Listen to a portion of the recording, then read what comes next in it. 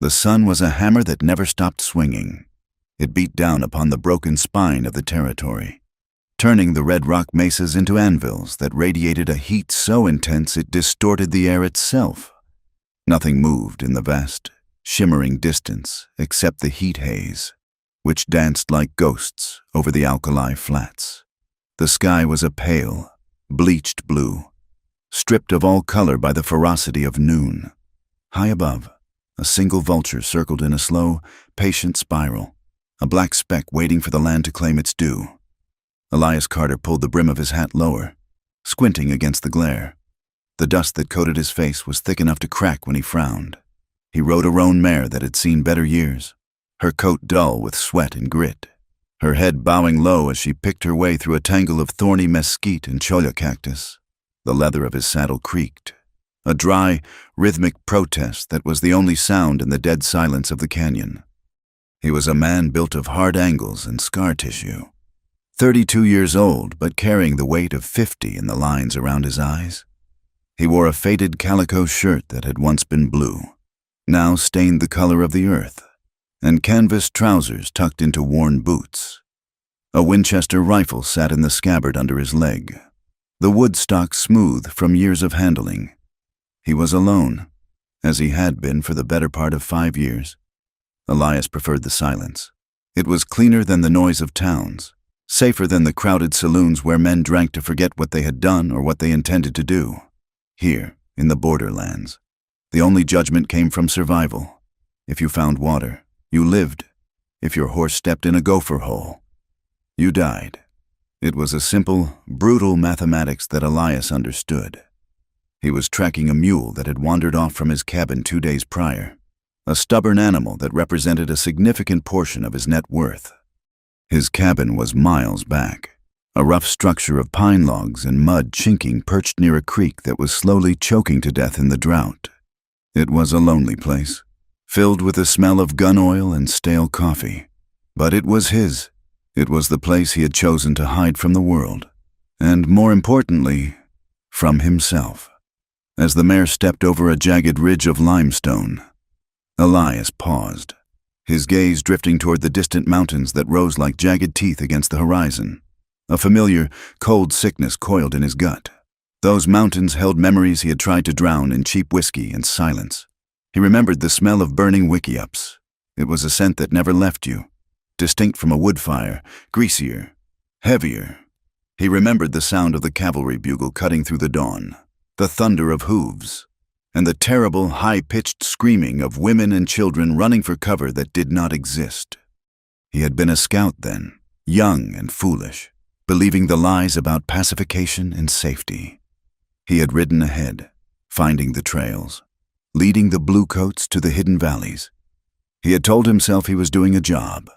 He had told himself it was war, but war was supposed to be men fighting men. What he had seen, what he had helped facilitate, was slaughter. Elias shook his head, physically scattering the memory like a persistent fly. He nudged the mare forward. He had walked away from the army 5 years ago, leaving his pay and his reputation in the dirt, but the ghosts rode pillion with him every day. The trail he was following dipped into a narrow, rocky wash, a scar in the earth where water flooded violently once a year and left dry bones the rest of the time. The silence here was deeper, magnified by the canyon walls. Then he heard it. It was not the bray of his lost mule. It was a sound entirely out of place in this desolation, a sharp, human gasp, followed by the scrabble of boots against loose shale. Elias reined in the mare instantly. His hand went to the colt on his hip, a reflex honed by a decade of living where life was cheap. He sat motionless, listening. The wind hissed through the dry brush. He heard it again, a low moan, laced with pain. He dismounted, his boots crunching softly on the gravel. He tied the mare to a sturdy creosote bush and moved forward, crouching low, his eyes scanning the shadows of the wash. He rounded a large boulder, red as dried blood, and stopped. A woman lay on the ground, curled on her side in the dirt. She was young, perhaps 20, her long black hair loose and tangled with twigs. She wore a dress of buckskin, stained with dust and travel, and moccasins that were worn through at the toes. She was Apache. The realization hit Elias with a jolt of adrenaline. To find an Apache woman alone this far from the reservations or the strongholds in the mountains was rare, and usually meant trouble followed close behind. He took a step forward, and the woman's body snapped rigid. She rolled onto her back, her eyes flying open. They were dark, fever-bright, and filled with a ferocity that stopped Elias in his tracks. In her right hand, she gripped a knife, a rusted, dull blade, but she held it like she knew how to use it. Her hand trembled violently, but the point was aimed straight at his chest. "Stay back," she rasped. Her voice was dry, cracking like old parchment. She spoke in her own tongue first, then switched to broken, guttural English. "White soldier, stay back." Elias raised his hand slowly, palms open. "I am not a soldier," he said, keeping his voice low and steady, the way one spoke to a spooked horse. "I am just a man." "Liar!" she spat. Her eyes darted frantically, looking past him for the others she was sure were coming. Elias looked at her more closely. Her skin was ashen beneath the dust. Sweat beaded on her forehead despite the dry heat. Then he saw her leg. Her left calf was exposed where the skirt had ridden up. It was swollen to nearly twice its normal size. The skin tight and shiny, mottled with angry purple and black bruising. 2 distinct puncture wounds, weeping dark fluid, marred the flesh just above the ankle. "Rattlesnake?" Elias said. The word hung heavy in the air. The woman, Nalin, let out a shuddering breath. Her arm wavered, the knife dipping. She tried to push herself up, to crawl away from him, but the movement sent a spasm of agony through her body. She cried out, a raw sound of defeat, and collapsed back into the dirt. Elias looked at the sky. It was past noon. The bite looked hours old. The poison was already working its way through her blood, cooking her from the inside out. If he left her, she would be dead before sundown. The coyotes would find her tonight. He looked at the knife she still clutched. He looked at the fierce hatred in her eyes, a hatred born of the same history that haunted his nightmares. If he touched her, if he helped her, and her people found him, they would likely kill him before he could speak. To the Apache, a white man bending over a helpless woman meant only one thing. But then she looked at him again. Her vision was clearly blurring, her eyes rolling slightly, but she blinked hard, fighting to keep him in focus, fighting to stay alive for one more second, one more breath. It was a stubborn, defiant will to survive that he recognized. It was the same thing that had kept him breathing after he had walked away from the army. He cursed softly under his breath. He could not leave her. "I am going to help you," Elias said, stepping closer. "No," she moaned, slashing the knife at the air. It was a weak, clumsy strike. Elias moved fast. He caught her wrist, his grip firm but careful. She thrashed, weak as a kitten, trying to bite him. But he twisted her arm gently until her fingers opened and the knife fell into the dust. He kicked it away. "Be still," he ordered. "You have snake poison in you. If you keep fighting, your heart pumps it faster. Do you want to die here?" Nalin stared at him, her chest heaving. The fight drained out of her, replaced by a terrifying, glassy vacancy. She slumped against the ground. Elias knelt beside her.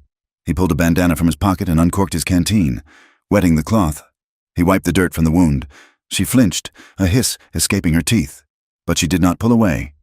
He drew his own knife, a sharp bowie with a bone handle. Her eyes widened, terrified, fixing on the blade. "I have to cut it," Elias said, meeting her gaze. "I have to get the poison out." He did not wait for permission. He grasped her calf, his hand large and rough against her skin. He made 2 quick, precise incisions over the puncture marks in the shape of a cross. Dark blood welled up instantly. Nalin screamed, a sharp, jagged sound that echoed off the canyon walls, and her head fell back, her body arching. Elias did not hesitate. He bent his head and pressed his mouth to the wound, sucking hard, tasting the metallic copper of blood and the bitter taint of venom. He spat onto the ground. He did it again, And again, it was the old way, the only way he knew. He worked with a grim focus, ignoring the heat, ignoring the flies that buzzed around them. After a few minutes, he sat back, wiping his mouth. He unbuckled his belt and cut a strip of leather from the end, tying it tightly around her leg just below the knee to slow the spread of whatever venom remained. She was shaking now, violent tremors that chattered her teeth. Shock was setting in. Elias looked around. There was no shelter here. The sun was killing her as surely as the snake. He had to get her to the cabin. He slid his arms under her, one beneath her knees, the other behind her back. As he lifted her, he was struck by how light she was, hollowed out by hunger and hardship, yet solid. Her head lolled against his shoulder. Her body was burning hot, radiating a fever heat that soaked through his shirt. For a moment, holding her, he felt a strange, jarring intimacy. He had not held a woman in years, not since a saloon girl in Tucson who had smelled of cheap lavender water and indifference. This woman smelled of sagebrush, wood smoke, and the copper scent of blood. She smelled of the land. She groaned, her hand gripping the front of his shirt, her knuckles white. She looked up at him, her eyes dark pools of confusion. "Blue coat," she whispered, the words slurring. "You. Burn. I am not a blue coat," Elias said, his voice rough. "I am just Elias." He carried her to the horse. Getting her into the saddle was a struggle. She was dead weight, slipping and sliding. He finally managed to get her draped over the horse's neck, bracing her with one arm while he mounted behind her. He pulled her back so she leaned against his chest, her head resting on his shoulder.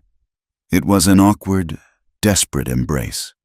He could feel the rapid, fluttery beat of her heart against his ribs. He spurred the mare forward. The ride back to the cabin was a blur of endurance. The path was steep, winding up through a labyrinth of fallen rock and scrub oak. The mare stumbled twice, hooves clattering on loose shale, sending stones tumbling down into the gorge below. Each time, Elias tightened his arm around Nayland, anchoring her. Clouds began to gather on the western horizon, towering anvils of dark gray that promised a violent, localized storm. The wind picked up, smelling of ozone and rain. Nayland drifted in and out of consciousness. She muttered constantly, a stream of Apache words that sounded like water flowing over stones. Sometimes she argued with people Elias could not see. Sometimes she cried out for her mother. Once, she tried to claw at his arm, convinced he was taking her to a prison camp. "Be easy," Elias murmured, over and over. "We are almost there." They reached the cabin as the sun began to bleed red against the peaks. It sat in a small clearing, a humble, weathered box of timber. Elias slid from the saddle and pulled Nayland down into his arms. She was limp now, her energy spent. He kicked the door open. The inside was dim and cool. He carried her to the narrow cot in the corner, laying her down on the rough wool blanket. He lit the kerosene lantern hanging from a nail, the golden light pushing back the shadows. Elias went to work. He stripped the moccasin and the leather legging from her swollen leg. The limb was angry and hot to the touch, the skin tight as a drum. He took a bucket and went to the creek, returning with cool water. He tore up an old clean shirt to make compresses, laying the wet cloth over the bite. He had a bottle of whiskey, cheap rot gut he kept for bad nights. He poured a generous amount over the open cuts on her leg. Nayland gasped in her sleep, her body jerking, but she did not wake. He sat on a wooden stool beside the bed, watching her. He forced a few drops of water mixed with willow bark tincture between her lips. She resisted at first, clenching her jaw, but eventually swallowed.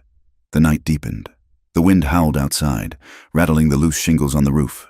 Rain began to fall, hard, sporadic drops that hit the dry earth like bullets. In the fevered landscape of Nayland's mind, the cabin dissolved. She was back at the river, the Gila, before the troubles.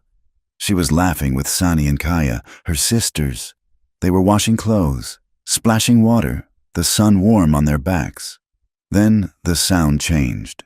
The splashing became the thud of hooves. The laughter became screams. She saw the blue coats of the soldiers. She saw the flash of sabers. She saw her father standing before the wickiup, raising his rifle.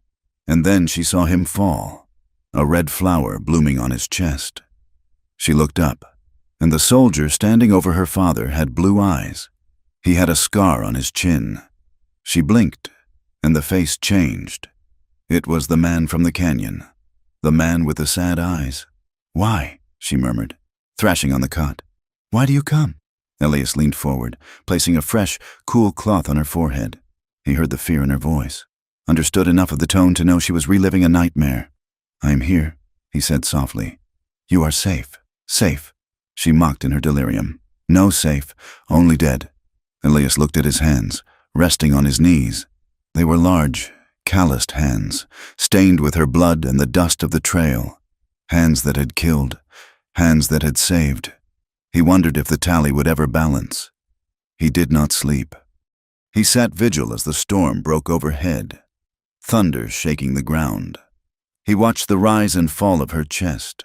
He listened to the rain and the coyotes singing their hungry songs in the hills. He felt a strange, terrifying protectiveness over this woman who would likely kill him if she had the strength. It was a tenderness he had thought withered and dead inside him, like the dry creek bed outside. Dawn came gray and washed out. The rain had passed, leaving the world smelling of wet sage and wet earth. Naylin woke slowly. The pain in her leg was a dull, throbbing ache now, not the sharp fire of yesterday. She opened her eyes. Above her was a ceiling of wooden beams and sod, not the sky, not the curved poles of a wickiup. She turned her head. She saw a wood stove, a table with a tin cup, a saddle in the corner. Panic, cold and sharp, pierced through the fog in her mind. She was in a white man's house. She sat up too fast. The room spun. She scrambled backward, pushing herself into the corner of the cot, her back against the rough log wall. Her hand groped for her belt, for her knife, but it was gone. "Where is it?" she demanded, her voice a croak. Elias turned from the stove where he was stirring a pot. He held a wooden spoon. He looked tired, his eyes rimmed with red, a shadow of stubble on his jaw. "Your knife is on the table," he said calmly. Naylin's eyes darted to the table. The knife was there, too far to reach. "You stole me," she accused, her breathing shallow and fast. "You took me while I slept. My sisters will cut your heart out. I found you dying in a wash," Elias said, his voice flat. "A rattler bit you. Do you remember?" Naylin paused. The memory flickered, the buzzing sound, the strike, the fire in her leg, the man finding her. "I remember," she said guardedly. "You should have left me and let you die. Better to die than be a prisoner." Elias turned back to the stove. He poured coffee into a tin cup and ladled beans into a bowl. He walked over to the cot, moving slowly, making sure she saw his hands were full. He set the food and drink on a stool within her reach, then backed away to the other side of the room, leaning against the doorframe. He pushed the door wide open. "Look," he said, gesturing to the open land outside. "No bars, no lock. You are not a prisoner. If you can walk, you can leave, but you won't make it a mile on that leg." Naylin looked at the open door. The freedom was there, tantalizing. She looked at her leg. It was bandaged neatly with white cloth. She tested it, moving her ankle. Pain shot up her shin, but it was bearable. The swelling had gone down. She looked at the food. The smell of the beans and bacon fat made her stomach cramp with hunger. She reached for the bowl, watching him over the rim as she ate. She ate like a wolf, quick and desperate. She drank the coffee, the hot liquid scalding her throat. When she was finished, she wiped her mouth with the back of her hand. She studied him. He stood still, watching the morning light on the mountains. He did not look like the ranchers who shot at her people for sport. He did not look like the gold seekers who dug up the earth like maddened badgers. "You move like a soldier," she said suddenly. Elias stiffened. He did not turn around. "You know how to bandage a wound," she continued, her voice gaining strength. "You have a repeating rifle. You ride an army saddle. I bought the saddle." Elias said, "You walk like one. You stand like one. Were you a bluecoat?" Elias turned slowly. He looked at her, and for a moment, Naylin saw a profound, crushing weariness in his face. It was the look of a man who had walked a long way carrying a heavy stone. I was a scout, he said, for the 3rd Cavalry. Nayland recoiled as if he had slapped her. Her lip curled. A scout. The eyes of the enemy. The betrayer who leads the wolves to the flock. I knew it, she hissed. You are a killer of women. I was a scout, Elias repeated, his voice hard. I tracked. I found water. I found trails. But I saw what they did 5 years ago at Sibicu. I saw what they did to the winter camp there, and I took off my coat and I walked away. I haven't touched the army since. He looked down at his boots, his jaw clenched tight. I am sorry for what happened to your people. I cannot change it, but I am not that man anymore. Nayland stared at him. She wanted to hate him. It would be easier to hate him, but she saw the shame in him. It was a living thing, eating him from the inside. She had seen that look before, in the eyes of her own people who had done terrible things to survive. I must go, she said abruptly. You can't walk, Elias said. I must go. My sisters. If I do not return, they will think the worst. They will come hunting. And if they find me here, with a scout, they will burn this cabin with you inside it. Elias looked at her. He knew she was telling the truth. The Apache justice was swift and absolute. Where is your camp? He asked. Nayland hesitated. To tell a white man the location of the camp was treason. But she looked at her leg.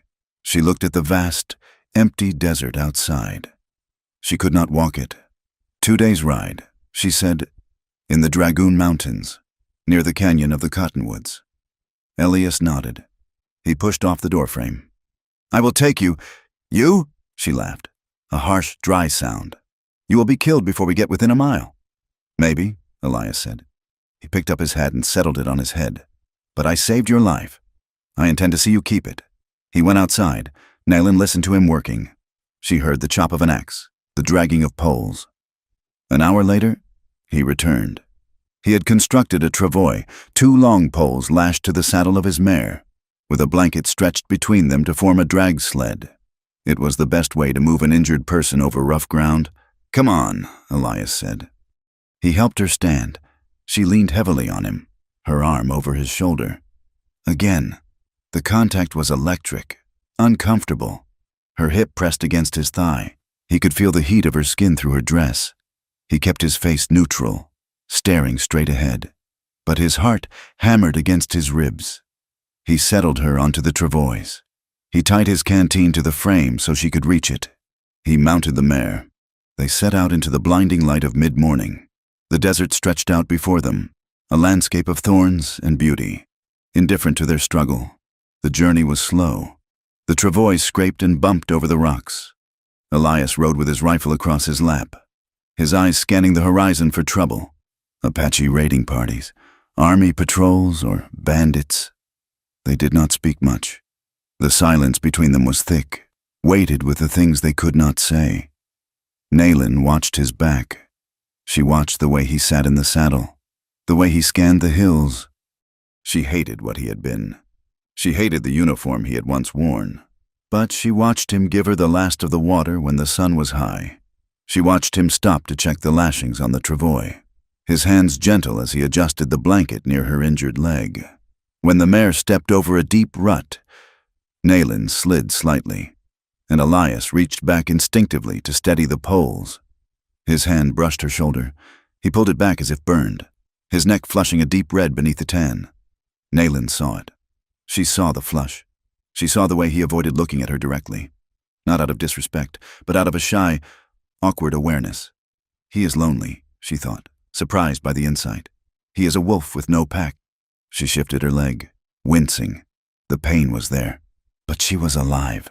She looked at the back of the white scout who was risking his life to return her to a people who would likely kill him. Why? She whispered to the wind, so low he could not hear. The sun began its long descent, painting the world in shades of violet and bruised orange. They moved on, a tiny speck in the immense, unforgiving wilderness, bound together by a debt of blood and a strange, growing gravity that neither of them understood. The canyon appeared out of the wasteland like a mirage, a sudden, violent slash of green in a world composed entirely of burnt sienna and dust. Elias Carter saw the tops of the cottonwood trees first, their leaves shivering in the wind, a vibrant, shocking emerald against the red rock walls. The scent of water hit him a moment later, cool, sweet, and laden with the smell of wet mud and willow bark. It was a smell that promised life, but as they drew closer, another scent drifted on the breeze. Wood smoke. Elias tightened his grip on the reins. The mare, sensing the water, picked up her pace, her hooves clattering on the loose shale of the descent. Behind him, the travois scraped and bumped, the long poles groaning against the stone.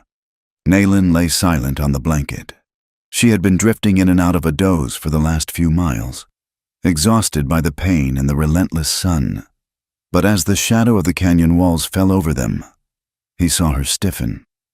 Her eyes opened, dark and alert.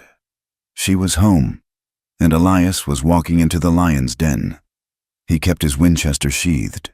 To touch it now would be a death sentence. He kept his hands high on the pommel of the saddle, visible and empty. He sat tall, refusing to slump, though his back ached from days of riding and the tension coiled in his gut was tight enough to snap a rib. They reached the canyon floor. The temperature dropped 10 degrees instantly. A thin stream, no wider than a wagon wheel, cut through the center of the sandy wash, flanked by the massive cottonwoods.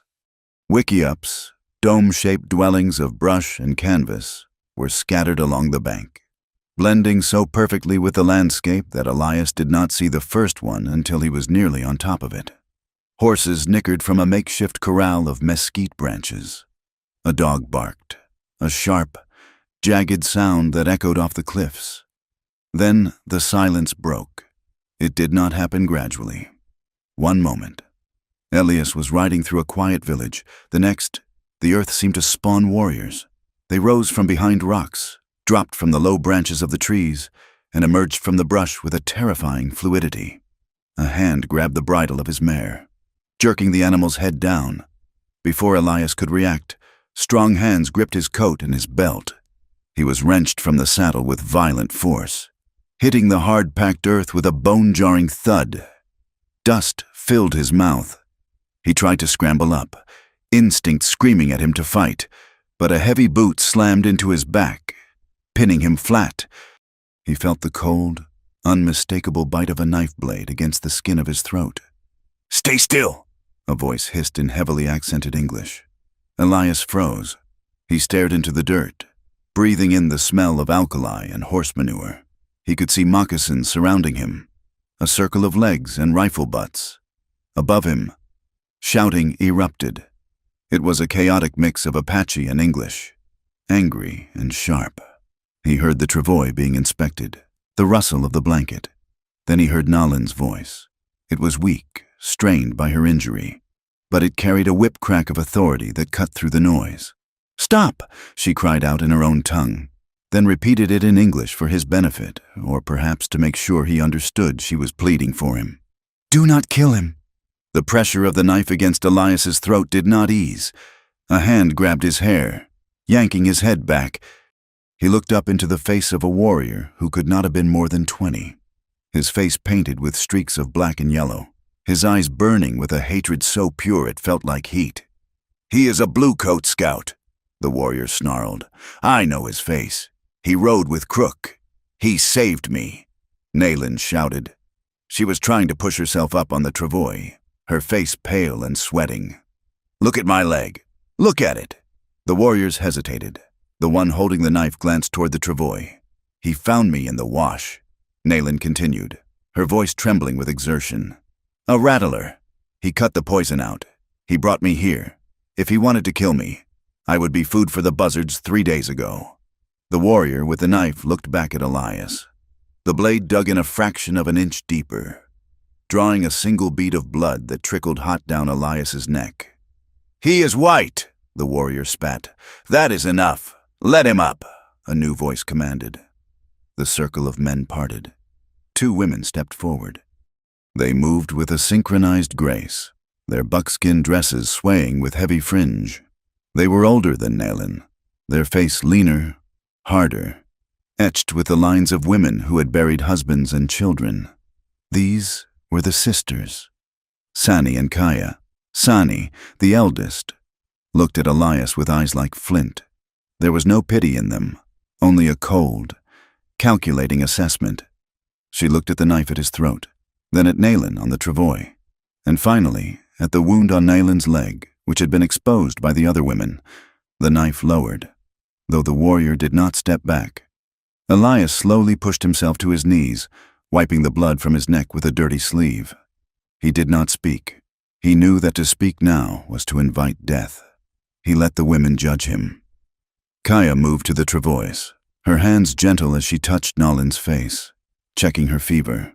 She spoke rapidly in Apache, her tone sharp with worry and relief. Nayland answered, gesturing to Elias, pointing to the tourniquet he had made, the way the wound had been dressed. Sani turned back to Elias. She walked up to him, stopping only a foot away. She smelled of wood smoke and sage. She reached out and grabbed his chin, turning his face side to side, studying him as one might study a horse at auction.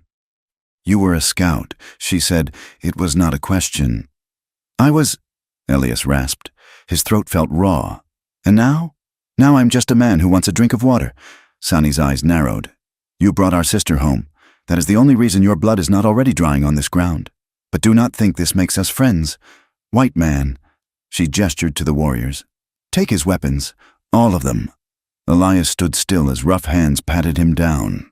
They took his Colt. They took the Bowie knife from his belt. They pulled the Winchester from the saddle scabbard. When they were done, he felt naked, lighter in a way that left him feeling deeply vulnerable. "Bring him," Sani ordered. "The council will decide." They marched him to a large clearing beneath a limestone bluff that overhung the canyon floor. A fire burned there, low and smokeless. Several older men sat on woven mats, their faces like weathered leather, their eyes dark and unreadable. These were the elders, the memory keepers of the band.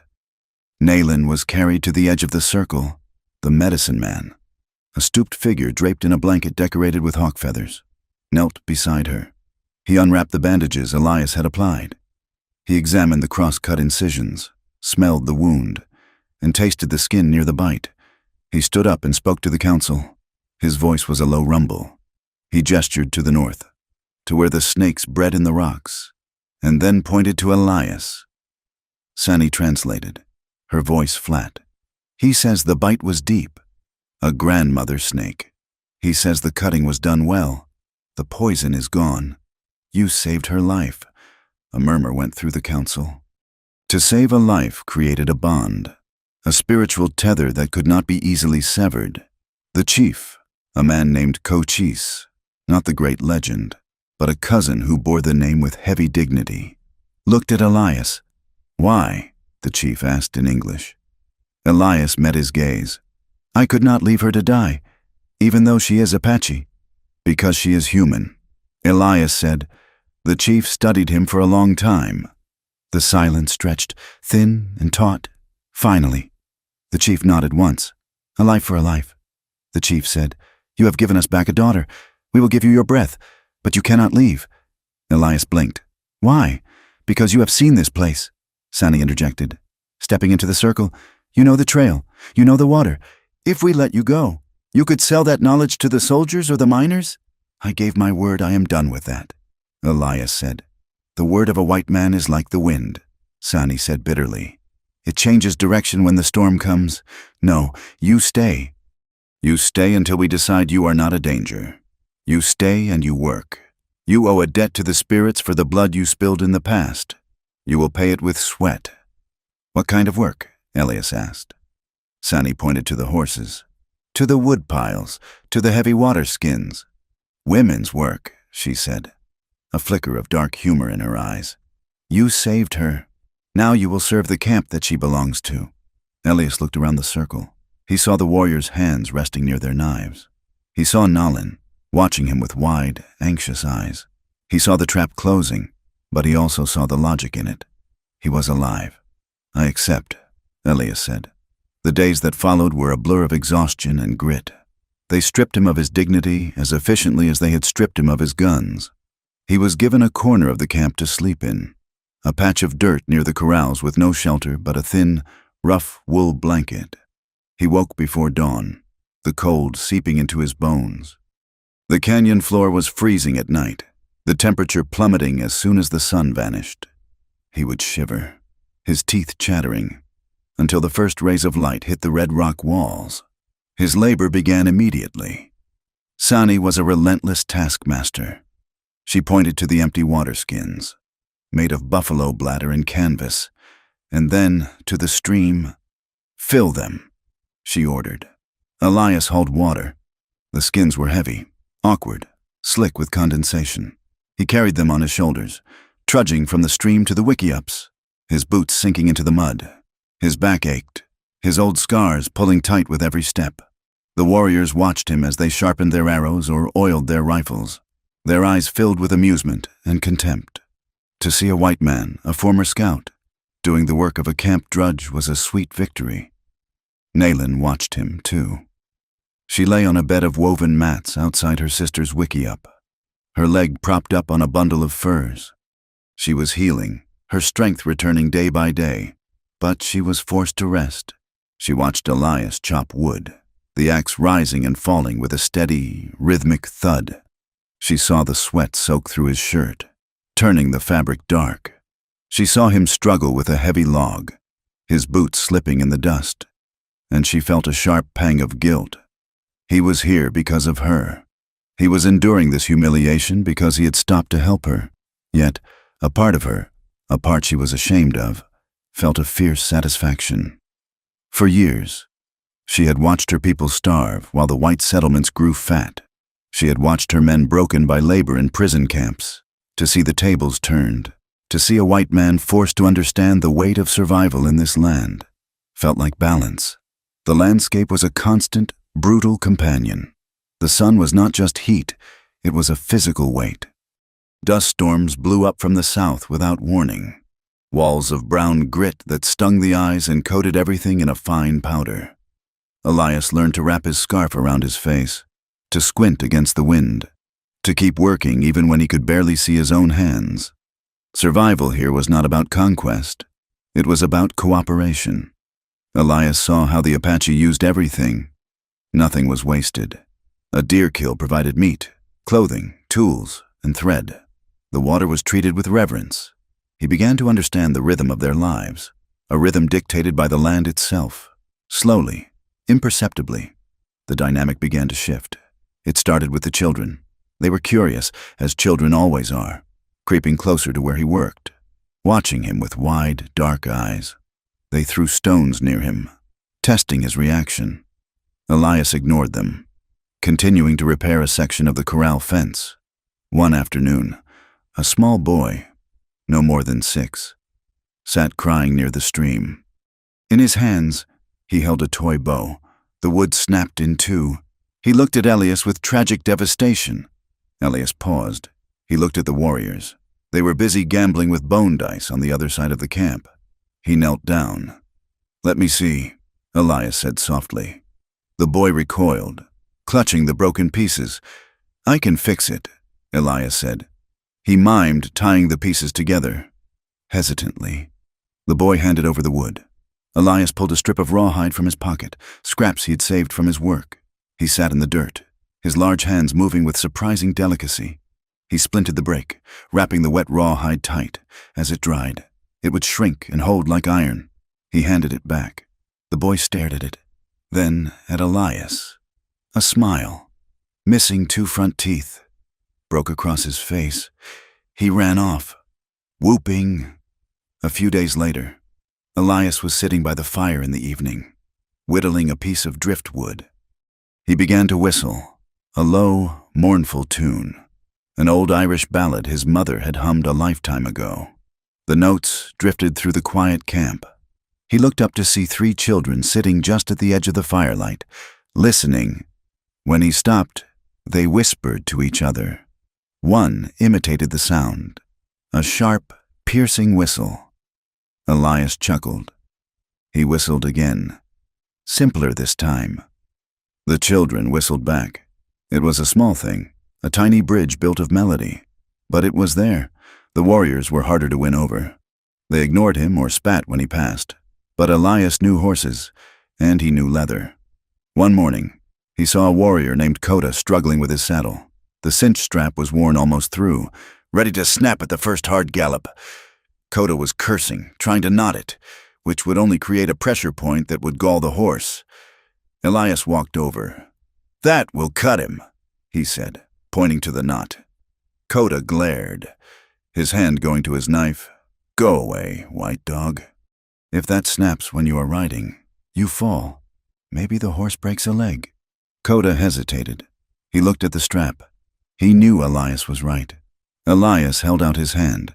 "Give me the awl and the sinew," reluctantly. Koda handed over the tools. Elias worked quickly. He cut out the bad section, spliced in a new piece of leather he had scavenged, and stitched it with a double locking stitch that would hold the weight of a bull. He smoothed the underside so it would not rub. He handed it back. Koda inspected it. He pulled on it with all his strength. It held. Koda looked at Elias. He did not smile. He did not say thank you. But he gave a short, sharp nod before turning to saddle his mount. It was enough. But not everyone was swayed. There was a young warrior, Taza, whose hatred was a living thing. Taza had lost his father and 2 brothers to the army. He watched Elias with the eyes of a predator waiting for the prey to stumble. The tension broke 3 weeks into Elias's captivity. He was at the stream, filling the water skins. Taza approached him, blocked his path. Taza was young, broad-shouldered, and reckless with grief. "You poison the water just by standing in it," Taza sneered in English. Elias stepped aside. "I am just doing my work. You should be dead. My brothers are dead. Why do you breathe?" Taza shoved Elias. Elias stumbled back, water sloshing from the skins. He did not fight back. He knew that if he struck an Apache warrior, he would be killed instantly by the others. "Coward!" Taza shouted. He drew his knife. "I will finish what the snake started." He lunged. Elias dropped the skins and dodged, the blade slicing the air inches from his chest. He caught Taza's wrist, using the boy's momentum to swing him around. But he did not strike. He merely held him. "Let him go." The voice cracked like a whip. Sani and Kaya were there, standing on the bank. Sani held a heavy stick used for grinding corn. Taza struggled, his face purple with rage. "He is an enemy! He is under the protection of the council!" Sani yelled.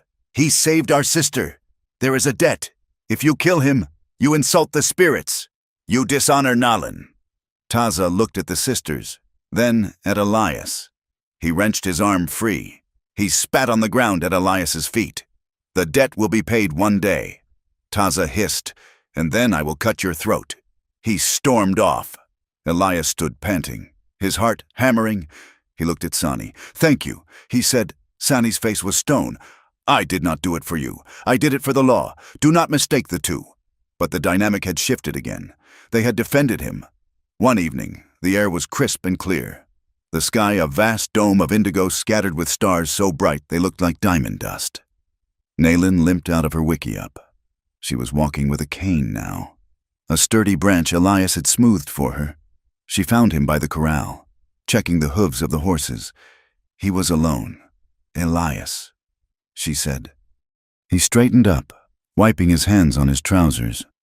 "Nalan, you are walking better. It heals," she said. She moved closer, leaning on the fence. The moonlight softened the sharp angles of her face. She looked at him, really looked at him, without the haze of fever or the immediate threat of death. "I have not thanked you," she said quietly. "Properly. For the water. For the wood. For the saddle. I am working off a debt," Elias said. "No," she shook her head. "You work harder than you have to. You fix the boy's toy. You do not complain when the food is scarce." Elias shrugged. "I've known hunger before." She studied his profile. He looked tired, but his eyes were clear. The haunted look she had seen in the wash was still there, but it was quieter now. "Why?" she asked suddenly. He looked at her. "Why what? Why did you save me in the wash? You knew who I was. You knew what my people would do if you brought me here. Most white men would have ridden past. Some would have finished the snake's work. Elias looked up at the stars. He took a long time to answer. He took tobacco from his pocket and rolled a cigarette, his fingers moving with practiced ease. He offered it to her.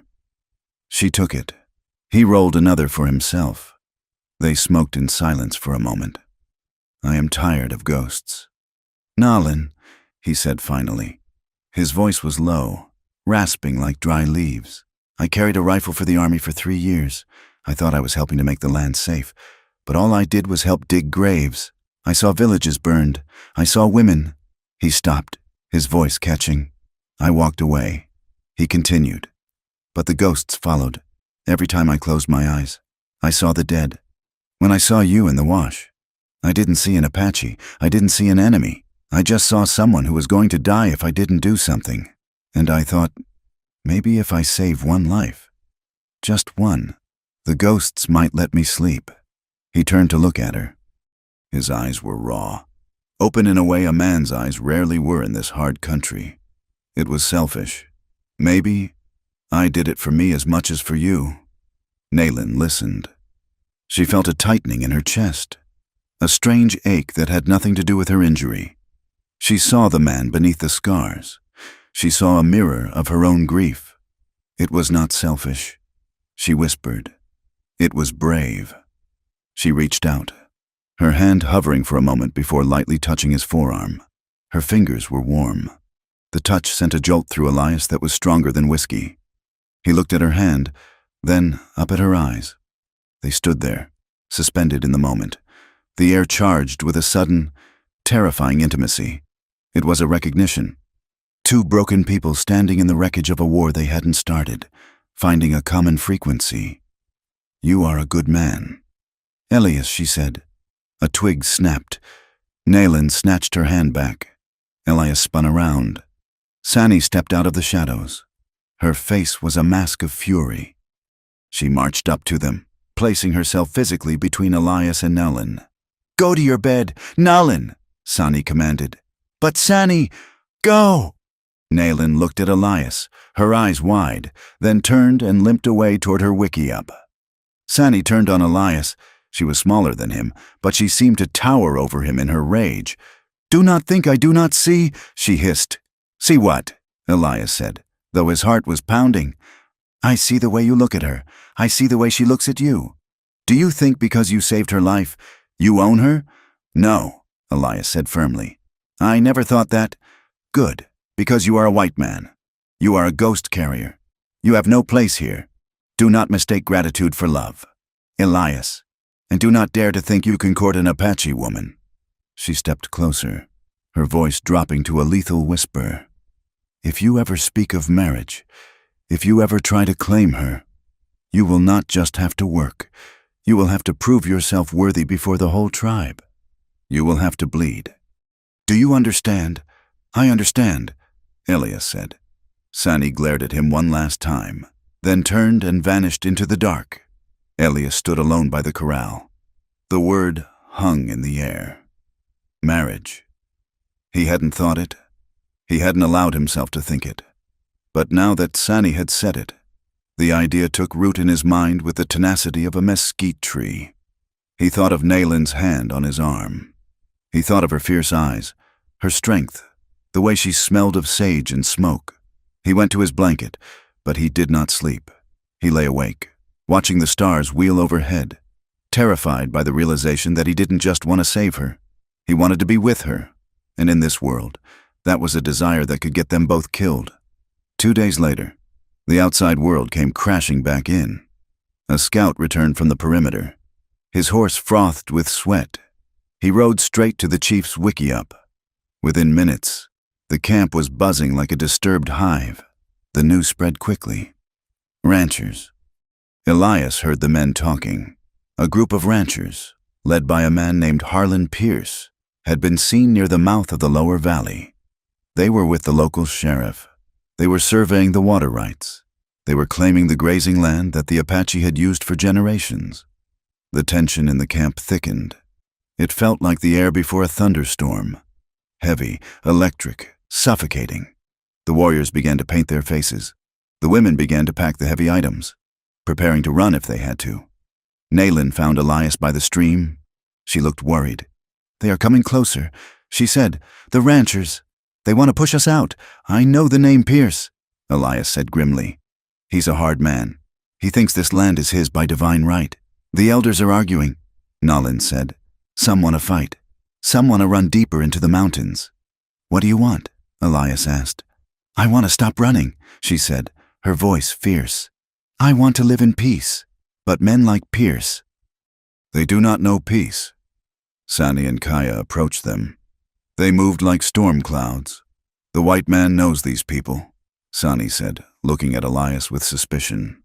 "Perhaps he led them here." "I have been here every day," Elias said, his anger flaring. "I have worked. I have not left your sight." "Maybe," Kaya said, "but now we will see." Sani stepped close to Nayland, ignoring Elias. "Listen to me, sister," Sani said. "The danger is coming. When the bullets fly, a man shows his true heart. We will watch him. We will watch his choices." She looked at Elias, her eyes cold and challenging. "If he runs to his own kind, he is a traitor. If he hides, he is a coward. Only if he stands, only then is he a man." Nayland looked at Elias. The question was in her eyes, silent and pleading. "Who are you, really?" Elias looked back at her. He felt the weight of the moment settling on his shoulders. The time for hauling water was over. "I am not going anywhere," Elias said to the sisters. "We will see," Sani said. She turned and walked away, leaving Elias and Nayland standing in the gathering dusk, the wind rising around them, carrying the scent of dust and coming war. The dust signaled the return of the scouts long before the sound of their hoofbeats reached the canyon floor. It rose in a thin, choking pillar against the violet-bruised sky of late afternoon, a warning flag that every soul in the camp knew how to read. By the time the three riders guided their blown horses down the scree slope and through the cottonwoods, the elders were already gathering by the central fire, their face set like stone. Elias Carter stood near the edge of the circle, his axe resting against a stump. He wiped sweat from his brow with a rag that was gray with grime. He had been splitting firewood for 4 hours, his back aching with a dull, rhythmic throb that he welcomed. Pain was simple. Pain was honest. What was happening in the council circle was neither. The lead scout, a scarred warrior named Chayton, slid from his horse. He did not look at his family. He looked straight at the chief. "They are at the river," Chayton said, his voice flat and carrying the weight of bad news. "How many?" the chief asked. 12 men, surveyors. They carry the brass instruments and the long chains. They are driving stakes into the earth. Soldiers, 4 bluecoats riding guard, but the rest are men from the town, ranchers, miners." A murmur went through the gathered crowd, a sound like dry leaves skittering over rock. Surveyors meant maps, maps meant claims, and claims meant that the white world had decided this canyon, this last refuge of water and shade, was no longer Apache land. It was property.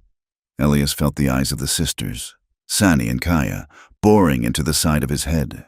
He kept his face forward, watching the fire. The council erupted into argument. It was not the chaotic shouting of a mob, but the deep, resonant disagreement of men who knew that every choice led to death. "We must move," one elder said, his hands shaping the air. "We go deeper into the Mogollon Rim. The winter snows will hide us. And starve us," another countered. "The game is scarce there. The children are already thin. If we run, we die slowly." "Then we fight," a young warrior shouted, striking his chest. "We go down to the river tonight. We cut their throats while they sleep. We burn their stakes, and bring the whole cavalry down on our heads," the chief said, his voice silencing the younger man. "If we kill surveyors, they will send a regiment. We are 30 fighting men. They are thousands." The silence that followed was heavy, suffocating in the heat. Elias stepped forward. He did not ask permission. He simply moved into the light of the fire. The warriors bristled, hands going to knives, but Nayland, sitting on a buffalo robe with her legs stretched out, raised a hand. "Let him speak," she said. Elias stopped a respectful distance from the chief. He took off his hat, holding it in both hands. "I know the men who sent those surveyors. Elias said. The chief looked at him. You know them? I know the town. Elias corrected himself. Banton. It is a cesspool of cattle money and bad whiskey, but the man driving those stakes is Harlan Pierce. A ripple of recognition went through the crowd. The name Pierce was known. It was a name spoken in curses. Pierce is not just a rancher. Elias continued, his voice steady. He is a man who believes he is doing God's work by clearing this land. He does not want the water for cattle alone. He wants the land empty. He has the local sheriff in his pocket, a man named Grady. Grady is weak. He drinks his courage from a bottle and does whatever Pierce pays him to do. And the soldiers? The chief asked. Captain Miller, Elias said. He commands the outpost near Banton. He is a by-the-book man. He cares nothing for justice, only for orders. If Pierce convinces him that you are a threat, Miller will ride against you without a second thought, but he will not act without cause. Sani stepped into the circle, her face twisted in a sneer. He speaks of them as if they are his brothers, she said, spitting on the ground near Elias's boots. He seeks to protect them. He wants us to be afraid so we will run, and his people can take the water. I'm telling you how they think, Elias said, turning to face her. If you attack the surveyors, you give Pierce exactly what he wants. He wants a massacre. He wants a reason to demand the army wipe you out. If you kill those men, you sign the death warrant for every child in this camp. Sani glared at him, but she did not speak. The truth of his words hung in the air, bitter and undeniable. Then what do we do? The chief asked. We need to know what they are planning, Elias said. We need to know if the army is truly backing Pierce, or if he is bluffing. We need to know when they plan to move. We send scouts, Chayton said. Scouts can watch the river. Elias said. They cannot walk into the saloon. They cannot read the posters on the sheriff's wall. You need eyes inside the town. I will go, Nalin said. The camp turned to her. She struggled to stand, using her cane, her face pale but determined. You are wounded, Kaya said, moving to support her. You cannot walk the distance. I can ride, Nalin said. I speak their tongue. I know how they look at us. They see a woman with a limp. They see a beggar. They do not see a spy. I can go into the town. I can listen. It is too dangerous, the chief said. It is survival, Nalin insisted. And I will take him. She pointed at Elias. The sisters gasped. You would take the wolf into the fold, Sani demanded. He will betray us the moment he sees the town lights. He will not, Nalin said, her eyes locking with Elias's. He will translate what is written. He will be my shield if the words turn to stones. The chief looked at Elias. If you run, I won't run, Elias said. If you betray her, I won't betray her. The chief nodded slowly. Then you go, but you do not go alone. 2 warriors will ride with you. They will watch you. If you make one move to alert the soldiers, you will not hit the ground alive. The journey to Banton took 2 days. It was a grueling trek through a landscape that seemed determined to scrub the life from anything that dared cross it. They rode through scrub oak and catclaw acacia, across dry washes where the heat radiated up from the white stones like a physical blow. Elias rode his mare, his hands tied loosely to the saddle horn, a symbolic restraint, but a restraint nonetheless. The 2 warriors, Taza and a quiet older man named Bidal, rode behind him with rifles resting across their laps. Nalin rode beside Elias. She wore a heavy cloak of rough wool despite the heat. The hood pulled up to shadow her face. She had rubbed dust into her skin to darken it further, and she wore the cast-off boots of a white miner that were too big for her. She looked like one of the many destitute drifters who haunted the edges of the frontier towns. The silence between them was long, filled only by the creak of leather and the steady crunch of hooves on gravel. But it was not an empty silence. It was charged with the memory of the night by the corral, the almost touch that had been interrupted. On the second afternoon, as they stopped to water the horses at a muddy seep, Elias moved to help Nalin down. She waved him off, sliding from the saddle with a wince as her bad leg took her weight. You should rest it more, Elias said quietly, offering her his canteen. There is no rest, Nalin said. Taking the water, not until we know. They sat in the shade of a mesquite bush, eating strips of dried venison. The warriors sat 10 feet away, watching. Do you ever imagine it? Elias asked, looking out at the shimmering horizon. Imagine what? A life without the looking back. A life where you don't have to sleep with a knife in your hand. Naylin chewed slowly. She looked at the mountains, purple in the distance. Fear is like the wind here, she said. It is always blowing. Sometimes it is a gale, sometimes just a breeze, but it is always there. To imagine life without it. It is like imagining the sky without the sun. I imagine it, Elias said.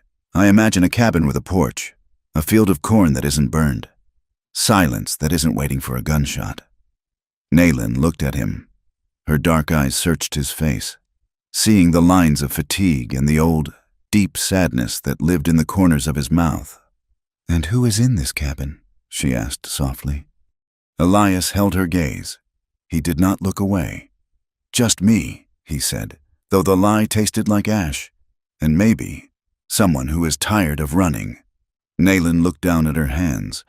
The moment stretched, fragile as spun glass. That night, they made a cold camp in a dry arroyo to avoid being seen. The air turned biting cold as soon as the sun vanished. They did not risk a large fire, only a small flicker of flames in a dugout pit to boil coffee. Taza and Bedal took the first watch, sitting up on the rim of the wash. Elias and Nalin sat by the dying coals. Nalin shivered, drawing her cloak tighter. The wind was cutting down the channel, carrying the chill of the high desert. Here, Elias said. He unbuttoned his canvas coat. No, she said. You will freeze. I'm used to it. Take it. He draped the heavy coat over her shoulders. She did not push it away. She pulled it around herself, and the warmth of his body was still trapped in the lining. It smelled of tobacco, horse, and him. It was a scent that made her heart hammer a strange, erratic rhythm against her ribs. She shifted closer to him, seeking the heat, her shoulder pressed against his arm. Elias went still. He did not pull away. He leaned into the touch, a microscopic movement that felt like a shout in the silence. They sat there for a long time, watching the embers glow red and fade to gray. Why do you stay? Naylin whispered. You could have ridden for the town the moment we left the canyon. Taza and Bedal are good warriors, but you know this land better. You could have escaped. Elias looked at her. The firelight caught the planes of her face, the high cheekbones, the depth of her eyes. I told you, he said, his voice rough. I owe a debt. Is that all? She asked. Elias turned to her. His face was inches from hers. He could see the pulse beating in the hollow of her throat. No, he said, that is not all. He wanted to say more. The words were there, crowding his throat, words about redemption, about hope, about the way the world seemed to narrow down to just her when she was near, but the weight of the two warriors on the rim, and the weight of the history between them, held him back. Naylin looked at his lips. She saw the hunger there, and the restraint. She felt a answering pull in her own blood, a desire to lean across the inches and find out if peace could be found in the arms of an enemy. Sleep, Elias said, his voice breaking the spell. We have a long ride tomorrow. Naylin nodded. She lay down, pulling his coat up to her chin. She watched him sitting vigil over the coals, a dark silhouette against the stars, and she knew, with a terrifying certainty, that she was falling in love with him. They reached Benton at noon the next day. They left the horses and the warriors in a box canyon a mile out. Naylin and Elias walked in alone. The town was a scar on the land. 2 rows of hastily built wooden structures flanking a street of churned mud and manure. The air smelled of raw lumber, stale beer, and unwashed bodies. It was loud. Hammers rang against anvils. Wagons rattled. Men shouted. Naylin walked with her head down, limping heavily on her cane. She kept the hood of her cloak pulled forward. Elias walked beside her, his hat pulled low. He felt exposed without his gun, naked in a town where every second man wore a pistol on his hip. They passed the general store. In the window, a hand-painted sign read, "No dogs, no Indians." Naylin stopped. She stared at the sign. Her hand tightened on her cane until her knuckles were white. "Keep moving," Elias murmured, touching her elbow. "Don't look at it." They walked past men loitering on the boardwalks. "Look at that." A miner spat as they passed. Another blanket head begging for whiskey. They ought to round 'em all up and shoot 'em. Another man laughed. "Save the government the feed money." Elias felt a heat rising in his chest, a dark, suffocating rage. He saw Nayland's shoulders hunch, making herself smaller, absorbing the hatred as if she expected it. It shamed him. It shamed him that this was his people. It shamed him that he had once worn the uniform that protected this. They reached the saloon, a sprawling building with swinging doors and the tinny sound of a piano drifting out. "Wait here," Elias said. "Stand in the shadow of the water trough. Keep your head down. I am coming in," Nayland whispered. "No. If they see you in there, they'll throw you out or worse. I need to get close to the bar. I need to hear." Nayland hesitated, then nodded. She moved into the narrow alleyway between the saloon and the barber shop. Pulling her cloak tight, Elias pushed through the doors. The saloon was dim and smoky. Men stood 3 deep at the bar. He saw Harlan Pierce immediately. Pierce was a big man, broad as a barn door, wearing a suit that cost more than Elias made in 5 years. He was holding court at a corner table, a bottle of good whiskey in front of him. Sheriff Grady sat opposite him, looking nervous and sweating into his collar. Elias moved to the end of the bar, ordering a beer. He nursed it, turning his back to the room. Straining his ears, "Captain is hesitant," Grady was saying. "He needs provocation. Harlan, provocation is easy." Pierce's voice boomed. He wasn't even trying to whisper. "I've got boys ready to ride. We'll cut a few fences, maybe burn a shed or 2. Blame it on the Apaches. Miller will have to act." "But a search party?" Grady asked. "We call it a search party." Pierce laughed. "But we're going hunting. Sheriff, we know they're in the canyon. We go in, we scatter them. If a few get shot resisting arrest, well, that's just the hazard of the frontier." Elias gripped his glass. His knuckles turned white. It was a setup. A sanctioned slaughter. He had heard enough. He needed to get Nayland and leave. He turned to go. As he pushed back through the swinging doors, he heard a commotion on the street. "Hey, let's see what's under that blanket." "Sweetheart." Elias' blood ran cold. He stepped onto the boardwalk. 3 cowboys, stinking of drunk sweat and cattle, had cornered Nayland near the water trough. One of them, a lanky man with a wandering eye, had grabbed the edge of her cloak. "Leave me," Nayland said, her voice low and trembling. "Oh, she speaks English," the cowboy laughed. "Come on, squaw, give us a smile." He yanked the cloak. Nayland stumbled back, her cane slipping. She fell hard against the trough. Elias didn't think. He didn't calculate the odds. He moved. He crossed the boardwalk in 2 strides and vaulted the railing. He hit the street running. He grabbed the cowboy by the shoulder, spun him around, and drove his fist into the man's jaw. There was a sickening crack. The cowboy crumpled like a sack of grain. The other 2 men stared for a second, then roared. "Indian lover," one screamed. They rushed him. Elias ducked a wild swing and landed a solid punch to the second man's gut, doubling him over. But the third man was fast. He slammed a heavy boot into Elias's knee. Elias went down. They were on him instantly. Boots kicked at his ribs, his head, his back. He curled into a ball, trying to protect his face, but the blows were relentless. He tasted blood, hot and copper-sharp. The world spun in a kaleidoscope of dust and pain. "Get him!" Someone from the boardwalk cheered. "Teach the traitor a lesson!" Elias lashed out, catching a leg, tripping one of the attackers. He tried to rise, but a boot heel caught him square in the temple. Darkness flared at the edge of his vision. "Stop!" Nayland screamed. She swung her heavy oak cane with both hands. It cracked against the shoulder of the man kicking Elias. He yelped and spun around. "You!" Before he could grab her, the sound of a shotgun being racked echoed through the street. "That's enough!" The bartender stood on the porch, a double-barreled shotgun leveled at the street. "Take your fight out of town, boys, or I'll blow you to hell." The cowboys backed off, breathing hard, glaring at Elias. "You better run." "Lover," the lanky one spat, spitting blood. "Before we come back with a rope." Naylin was at Ella's side. Her hands were shaking, but her grip was iron. "Up," she whispered. "Get up. We must move." Elias groaned. Every inch of him was screaming. He grabbed her arm and hauled himself up. He swayed, the world tilting dangerously. "Come," she said. She led him away, half dragging him into the shadows of the alleyway. They moved deeper into the maze of back streets, away from the jeers and the laughter. They collapsed behind a stack of crates in a narrow passage between a livery stable and a warehouse.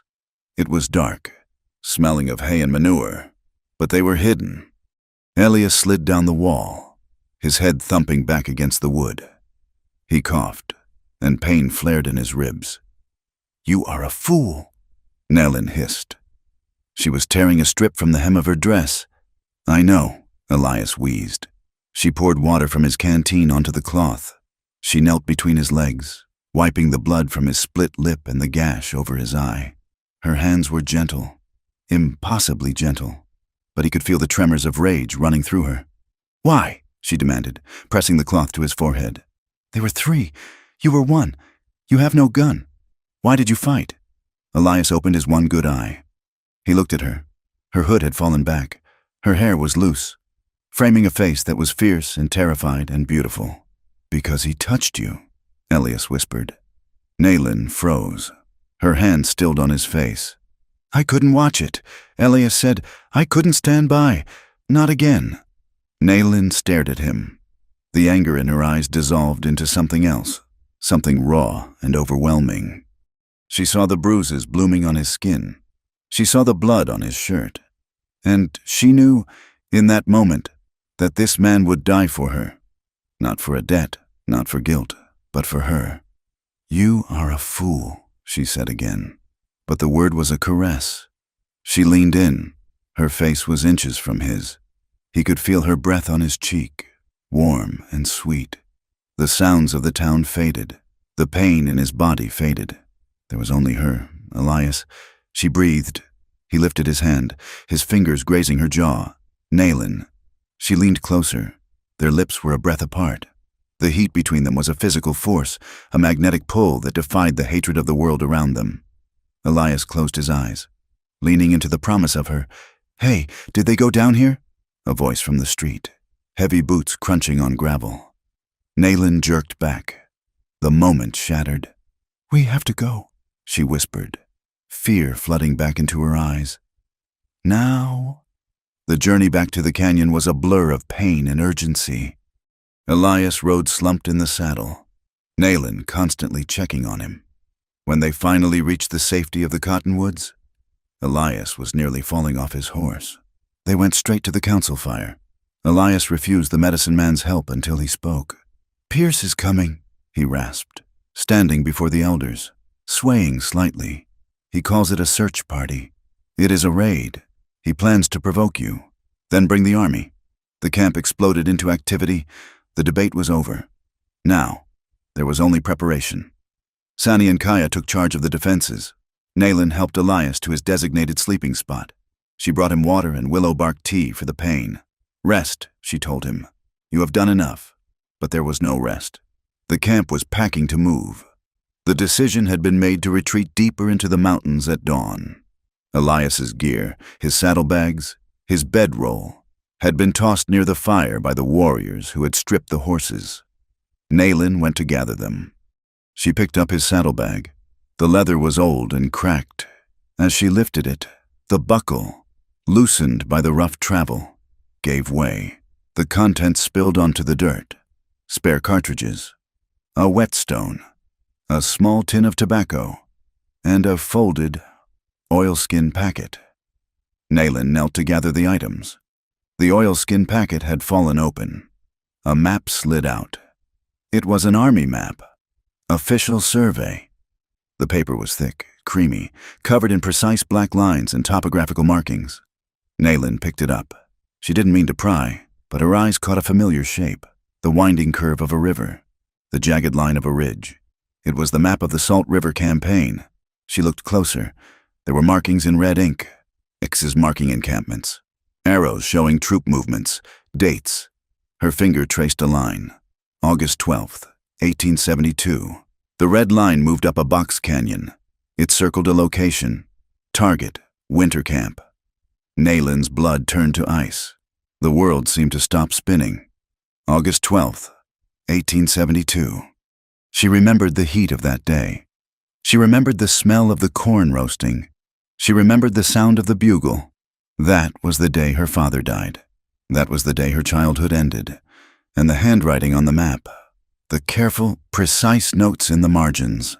Scout report confirms access via North Ridge. She looked at the bottom corner. Scout E. Carter. A scream built in her throat. A sound of pure, agonized betrayal. She stood up, the map clutched in her hand. She walked to where Elias was sitting, drinking the tea. He looked up as she approached.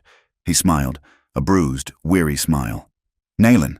"Hi, liar!" she screamed. The sound tore through the camp. Everyone stopped. Sani and Kaya came running. Nayland threw the map at his chest. It fluttered to the ground, damning and white against the red dirt. Elias looked at the map. His face drained of all color. He looked like a man who had been shot in the gut. "Nayland," he whispered. "You were there." Nayland shrieked, pointing at him, tears streaming down her face. "You led them! The Salt River! You led them to the winter camp!" Elias stood up slowly. He did not deny it. He could not. "I was a scout," he said, his voice hollow. "I told you. You did not tell me this. You did not tell me you were the one who showed them the path. You did not tell me you drew the map that killed my father." The camp was silent. The warriors moved in, their face dark with murder. "I didn't know it was your family," Elias said, his voice cracking. "I didn't know until I saw the scars on the chief, until I heard the stories.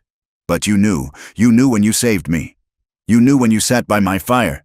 "Yes," Elias whispered. "I knew." Nayland stared at him. The love that had been blooming in her heart an hour ago curdled into a black, oily hate. She felt sick. She felt violated. She had let him touch her. She had almost kissed the man who had guided the bullet to her father's heart. "Get away from me," she choked out. "Nayland, please." "Do not speak my name," she screamed. "You are death. You are nothing but death." She turned away, sobbing, collapsing into Kaya's arms. Sani stepped forward. She picked up the map. She looked at it, then at Elias. Her eyes were not angry. They were something worse. They were final. "You brought ghosts to our door, white man," Sani said quietly. "You have eaten our food. You have breathed our air. And all this time, you had our blood on your hands." "I have tried to pay it back," Elias said, tears cutting tracks through the dust on his face. "I have tried. Blood does not wash away with water," Sani said. The warriors stepped forward, knives drawn. Taza looked ready to carve Elias into pieces. "No," Sani said. "Stop." She looked at Nayland, who was weeping in the dust. Then she looked at Elias. "Killing you is too easy," Sani said, "and it will not bring our father back." She stepped close to Elias. "You want to pay the debt? You want to be worthy of her? I will do anything," Elias said. "Then you do not get to die," Sani hissed. "You get to bleed. You get to suffer. If you ever want to stand within a mile of my sister again, you must do more than haul water. You must risk everything." She pointed to the darkness beyond the canyon. "The raid is coming. If you are truly not that man anymore, then you will be the shield that breaks first. Now get out of my sight." Elias looked at Nayland one last time. She did not look up. He turned and walked into the shadows, alone, carrying a weight heavier than any map, heavier than any gun. He carried the truth, and in the silence of the canyon, the ghosts of the past finally caught up with him. The silence in the canyon was heavier than the stones that lined the creek bed. It was a suffocating, dense weight that pressed against the chest and made breathing a labor. Elias Carter moved through the camp like a phantom, a man who had ceased to exist in the eyes of the people around him, yet whose presence was the grit in their collective eye. He carried a heavy pack of buffalo hide toward the line of waiting horses. His head bowed. No one spoke to him. When he passed near the cooking fires, the women turned their backs. pulling their shawls tight as if his shadow cast a chill. When he walked by the warriors, hands drifted to knife hilts, fingers twitching with the urge to open his throat and let the bad blood spill out into the dust. The map. The damned map. It had changed him from a curiosity, a useful tool, into a monster. He was no longer the man who had saved Nolan from the snake. He was the scout. The betrayal was etched into his skin, visible to everyone. Nalan was working near the wickiup of her sister.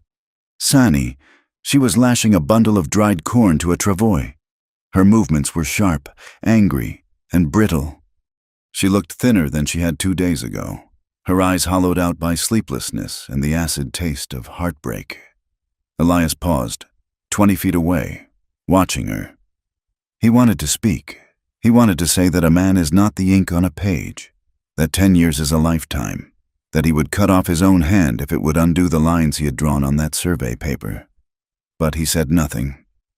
Nalan did not look up. She tied the knot with a savage force, the leather biting into the wood, and turned her shoulder to him, shutting him out as effectively as a slammed door. The camp was moving. The decision had been made in the dark hours of the morning. They would go higher, deep into the fastness of the Sierra Madre, where the air was thin and the game was scarce, but where the white men with their chains and their deeds could not easily follow. It was a retreat born of desperation. The sky above was a vast, blinding sheet of polished tin. The sun beat down, indifferent and cruel. The wind kicked up, swirling dust devils that danced across the canyon floor like restless spirits. Every gust felt like a warning, a whisper that time had run out. Elias secured the pack on a paint pony and wiped the sweat from his eyes. He scanned the horizon, a habit he could never break. He saw the dust first. It was not the thin, spiraling dust of the wind. It was a low, brown cloud, thick and purposeful, rising from the mouth of the canyon. "Dust," Elias said. The word was not loud, but in the tense silence, it carried like a gunshot. Taza, the young warrior who hated him most, looked up. He sneered. "It is the wind, white coward." "No," Elias said, his voice hardening. "It is horses, shod horses, many of them." The ground began to tremble. A moment later, the sound reached them, the heavy, rhythmic thunder of a gallop. "Riders!" A sentry on the ridge screamed, his voice cracking with panic. "They are here!" The camp exploded into chaos. Mothers grabbed children. Warriors scrambled for their rifles. The horses in the corral screamed and reared, smelling the fear. Elias ran toward the perimeter, ignoring the glares. He scrambled up a pile of fallen boulders to get a vantage point. They were coming fast, a column of 30 men. At the front rode Harlan Pierce, big and dark on a chestnut stallion, his long duster coat flapping behind him like the wings of a crow. Beside him rode Sheriff Grady, and flanking them were 6 uniformed soldiers, looking uncomfortable and dusty. Behind them was a ragtag posse of ranch hands and hired guns, men with hard faces and loose morals. They did not slow down. They did not come to parley. "Get to the rocks," Elias shouted, turning back to the camp. "Don't stand in the open! They are here to talk!" An elder shouted back, holding up a peace talisman. "They bring the soldiers. They are not here to talk!" Elias roared, sliding down the rocks. "Look at their hands! Guns are drawn!" The lead riders burst into the clearing. Harlan Pierce didn't hesitate. He raised a heavy buffalo rifle and fired into the air, the boom echoing off the canyon walls like doom itself. "This land is claimed by the territory of Arizona," Pierce bellowed, his voice struggling over the noise of hooves. "You are trespassing. Move or be moved." Before the echo died, a shot rang out from the posse, a nervous trigger finger or pure malice. It didn't matter. The bullet struck a cooking pot, sending it clanging into the fire. That was the spark. An Apache arrow flew from the brush, striking a rancher in the shoulder. The man screamed, and the world dissolved into gunfire. The canyon became a kill box. The posse fanned out, firing indiscriminately into the wickiups. Bullets tore through canvas and flesh. Elias threw himself behind a fallen log as the dirt erupted around him. He saw Taza standing in the open, trying to notch an arrow. A perfect target. "Move, you fool!" Elias shouted. He lunged, grabbing Taza's ankle and dragging him down just as a spray of buckshot shredded the air where the boy's head had been. Taza looked at him, eyes wide with shock, but Elias was already moving, crawling toward a better position. "Keep low," Elias yelled in English, then switched to the few Apache words he knew. "Naguno, Enju, go down." He saw Nalin. She was near the stream, her cane forgotten, trying to herd 3 terrified children toward a crevice in the rock wall. A rider, one of Pierce's hired thugs, spurred his horse toward them, swinging a lasso. Elias raised his head. He didn't have a gun. They had taken his Winchester days ago. He grabbed a stone the size of a grapefruit. He stood up, exposing himself to the fire. "Hey!" he screamed. The rider turned. Elias hurled the stone with all the strength in his scarred back. It struck the rider in the temple. The man slumped, sliding sideways from the saddle. Nalin looked up. She saw Elias standing amidst the whiz of bullets, weaponless, drawing fire to save them. For a split second, their eyes met, a connection of pure terror and recognition. Then she shoved the children into the crevice and threw herself in after them. The battle was brutal and short. The Apache were outgunned and caught unprepared. The soldiers, to their credit, fired mostly over the heads of the fleeing women. But Pierce's men had no such scruples. Old Kitchi, the storyteller who had held the history of the band in his mind, stumbled out of a burning wickiup. A bullet from a repeater caught him in the chest. He fell slowly, clutching the earth he loved, his white hair fanning out in the red dust. "No!" The scream tore from Nalin's throat. She was scrambling out of the crevice, her eyes fixed on something near the corral. Her little cousin, a boy of 7 named Chivato, had been cut off. He was running, crying, trying to reach his mother. "Chivato, run!" Nalin screamed. A rider swooped down. It was a man with a red beard, laughing. He didn't shoot the boy. He leaned down, his arm sweeping out like a hook. He grabbed the back of the boy's shirt and hauled him up onto the saddle. "Got one!" the man yelled. Another rider grabbed a teenage girl, dragging her kicking and screaming across the pommel of his saddle. A third man snatched a baby from a cradleboard, dropped in the panic. "Let them go!" Elias roared. He charged the red-bearded man. Grabbing at the horse's bridle, the rider kicked out, his heavy boot catching Elias square in the chest. Elias flew backward, the wind knocked out of him, landing hard in the dirt. He gasped, trying to rise, but the world was spinning. "That's enough." Captain Miller's voice cut through the din. "Fall back! We have cleared the area! Fall back!" It was a lie. They hadn't cleared anything. They had raided. They had stolen. Pierce signaled his men. They turned their horses, firing a last volley to keep the warriors' heads down. With the weeping children draped over their saddles, they thundered back down the canyon, leaving dust and death in their wake. The silence that followed was worse than the noise. It was a silence filled with the crackle of burning brush and the low, keening wail of a mother who had lost her child. Elias lay in the dirt, clutching his bruised ribs. He coughed, spitting bloody saliva. He pushed himself up to his knees. The camp was a ruin. 3 bodies lay on the ground. Old Kitchi, a woman named Asala, and a warrior Elias didn't know well. Nalin was kneeling in the dust where Chivato had been taken. She was rocking back and forth, her hands clutching the air, her face a mask of absolute devastation. Elias tried to stand. He took a step toward her. "Nalin." A hand struck him from behind. He went down again. Taza was standing over him, his face twisted with grief and fury. He held a war club. "You!" Taza screamed. "You brought them!" He kicked Elias in the stomach. Elias curled up, wheezing. "Spy! Traitor! You told them when to come! You told them we were weak!" Another warrior joined in, raining blows down on Elias's back and shoulders. The grief of the camp needed a target, and Elias was there. He was white. He was the enemy. He was the map maker.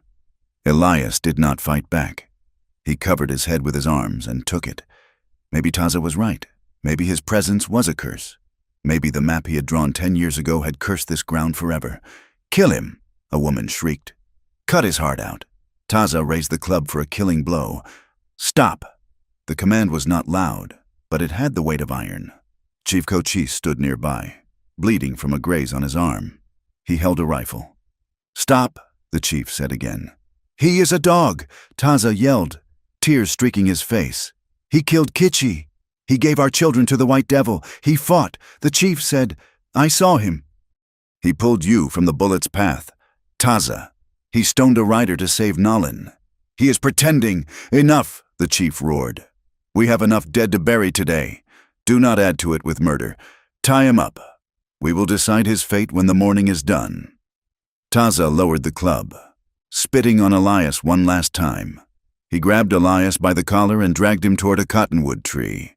They bound his hands behind his back with rawhide, tight enough to cut circulation, and left him there in the dust.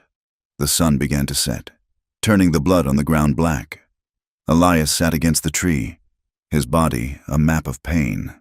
He watched the Apache mourn. He watched them wrap the bodies. He watched the mother of the stolen baby cut her hair off with a knife, wailing at the sky. He looked for Nalin. She was sitting by the fire, staring into the flames. She looked shattered.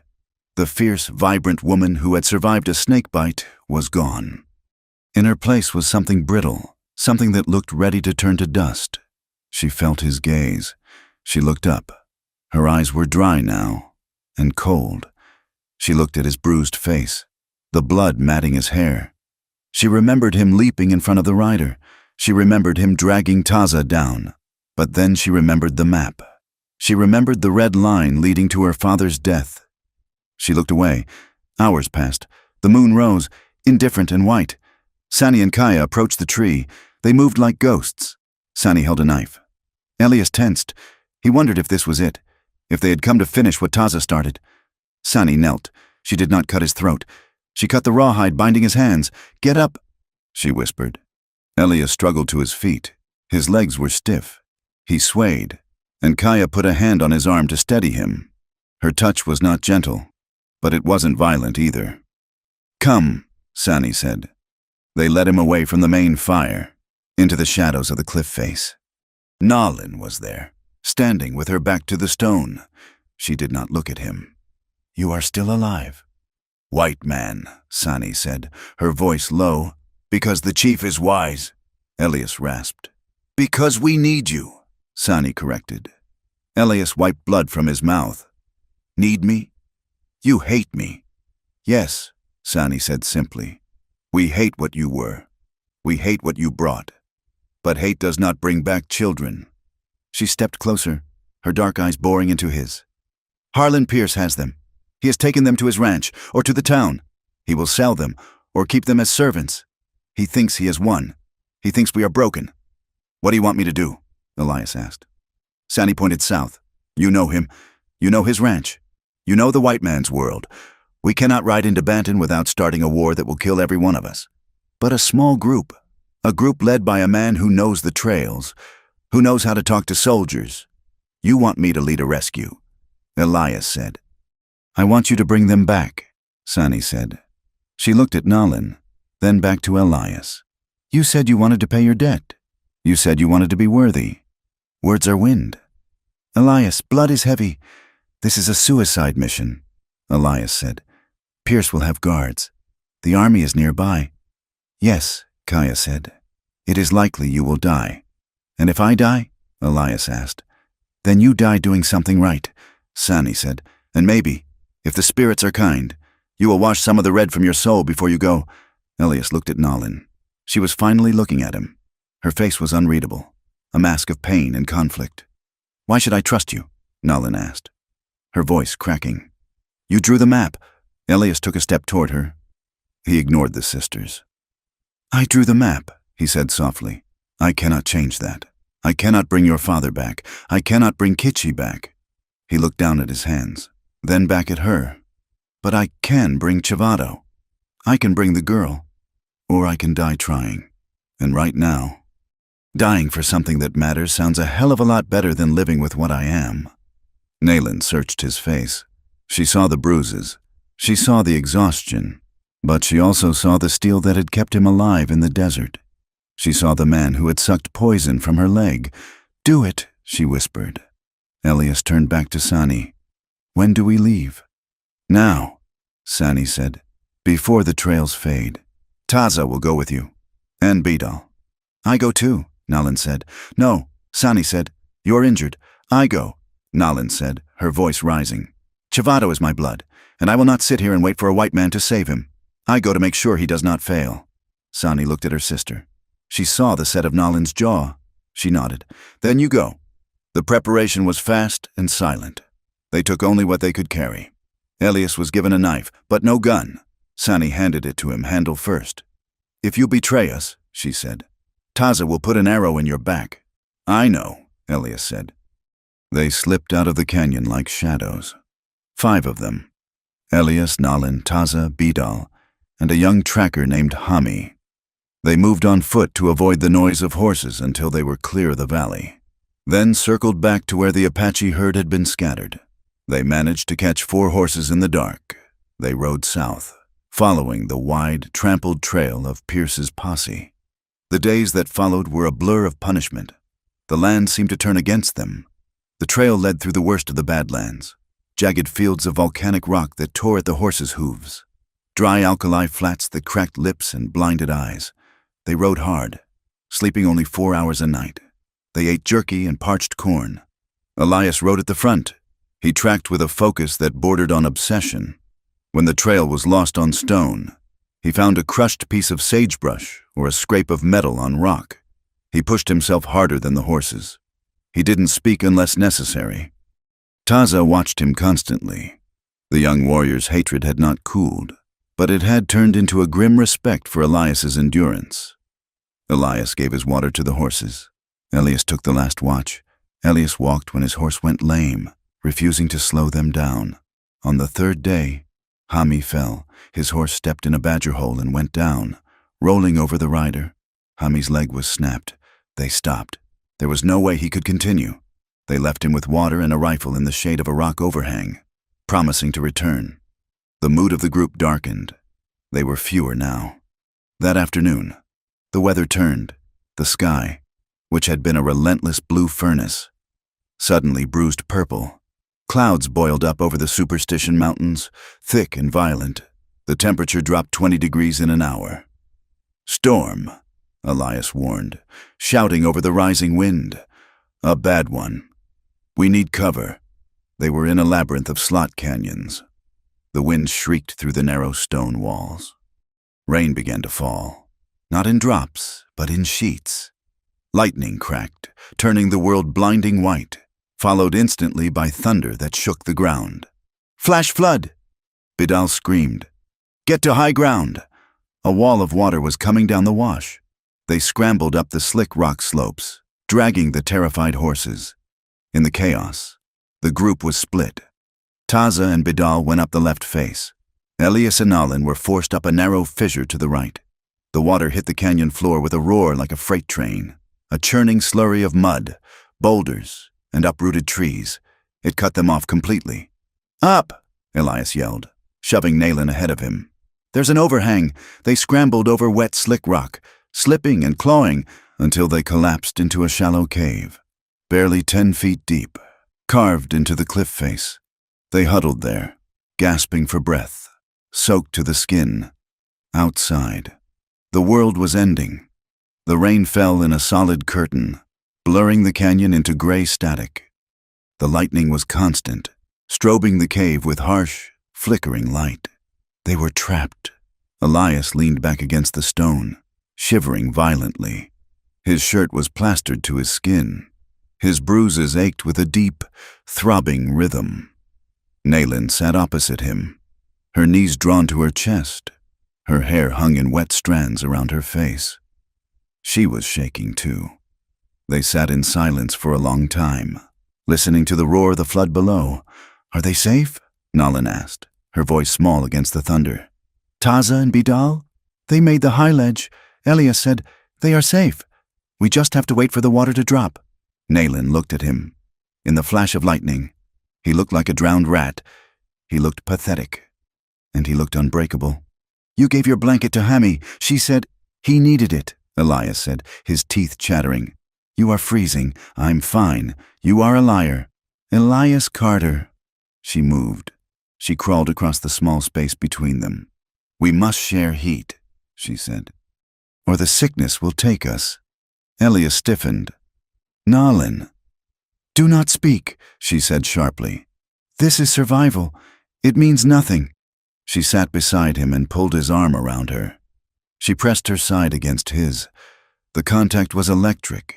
Even through the wet clothes, the heat of her body was shocking.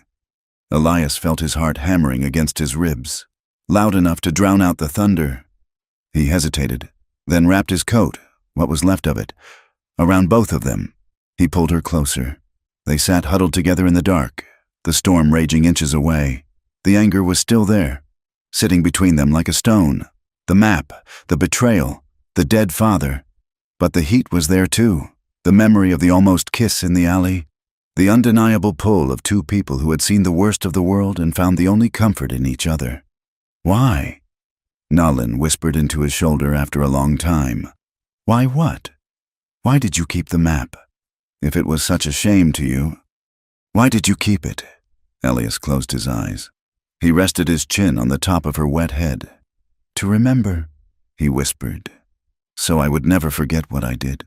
So I would never think I was innocent." Nalin went still. She listened to the beat of his heart. She hated him. She loved him. The two feelings twisted together, a knot she could not untie. "You are a fool," she murmured. She turned her face into his neck. Her breath was warm on his skin. Elias tightened his arm around her. He knew he should pull away. He knew he had no right to hold her. But the night was cold, and the death waiting for them at Harlan's ranch was very real. For tonight, in the storm, he would be a fool, he would be warm, and he would hold the woman he loved, even if she could never forgive him. The storm outside was a physical weight, a crushing presence that turned the small stone overhang into a tomb of noise and cold. The rain fell in sheets so thick they looked like solid gray walls, and the thunder did not roll. It detonated, shaking the limestone beneath them until Elias felt the vibrations in his own teeth. Inside the shallow cave, the air was freezing. Elias Carter sat with his back against the rough stone, his legs drawn up. Beside him, Nalin was a dark shape in the gloom, shivering with a violence that rattled her jaw. The woolen coat Elias had wrapped around them was soaked through, heavy and smelling of wet dog and old dust. But it was the only barrier between them and hypothermia. They were pressed together from hip to shoulder, not out of affection, but out of a desperate, primal need to share heat. Yet, despite the physical intimacy, a canyon of silence lay between them. The revelation of the map, the betrayal of his past, still hung in the damp air like smoke. Elias stared out at the deluge. He could feel Nalin's shoulder trembling against his arm. He wanted to reach out, to rub the warmth back into her arms, but he kept his hands clenched in his lap. He had lost the right to touch her. It was Nalin who broke the silence. Her voice was thin, barely audible over the drumming of the rain. "I was 12, she said. Elias turned his head slightly. She was looking at the ground, her wet hair plastering her cheek. "The day he died," she continued, her voice trembling not just from cold, but from the memory. "It was harvest time.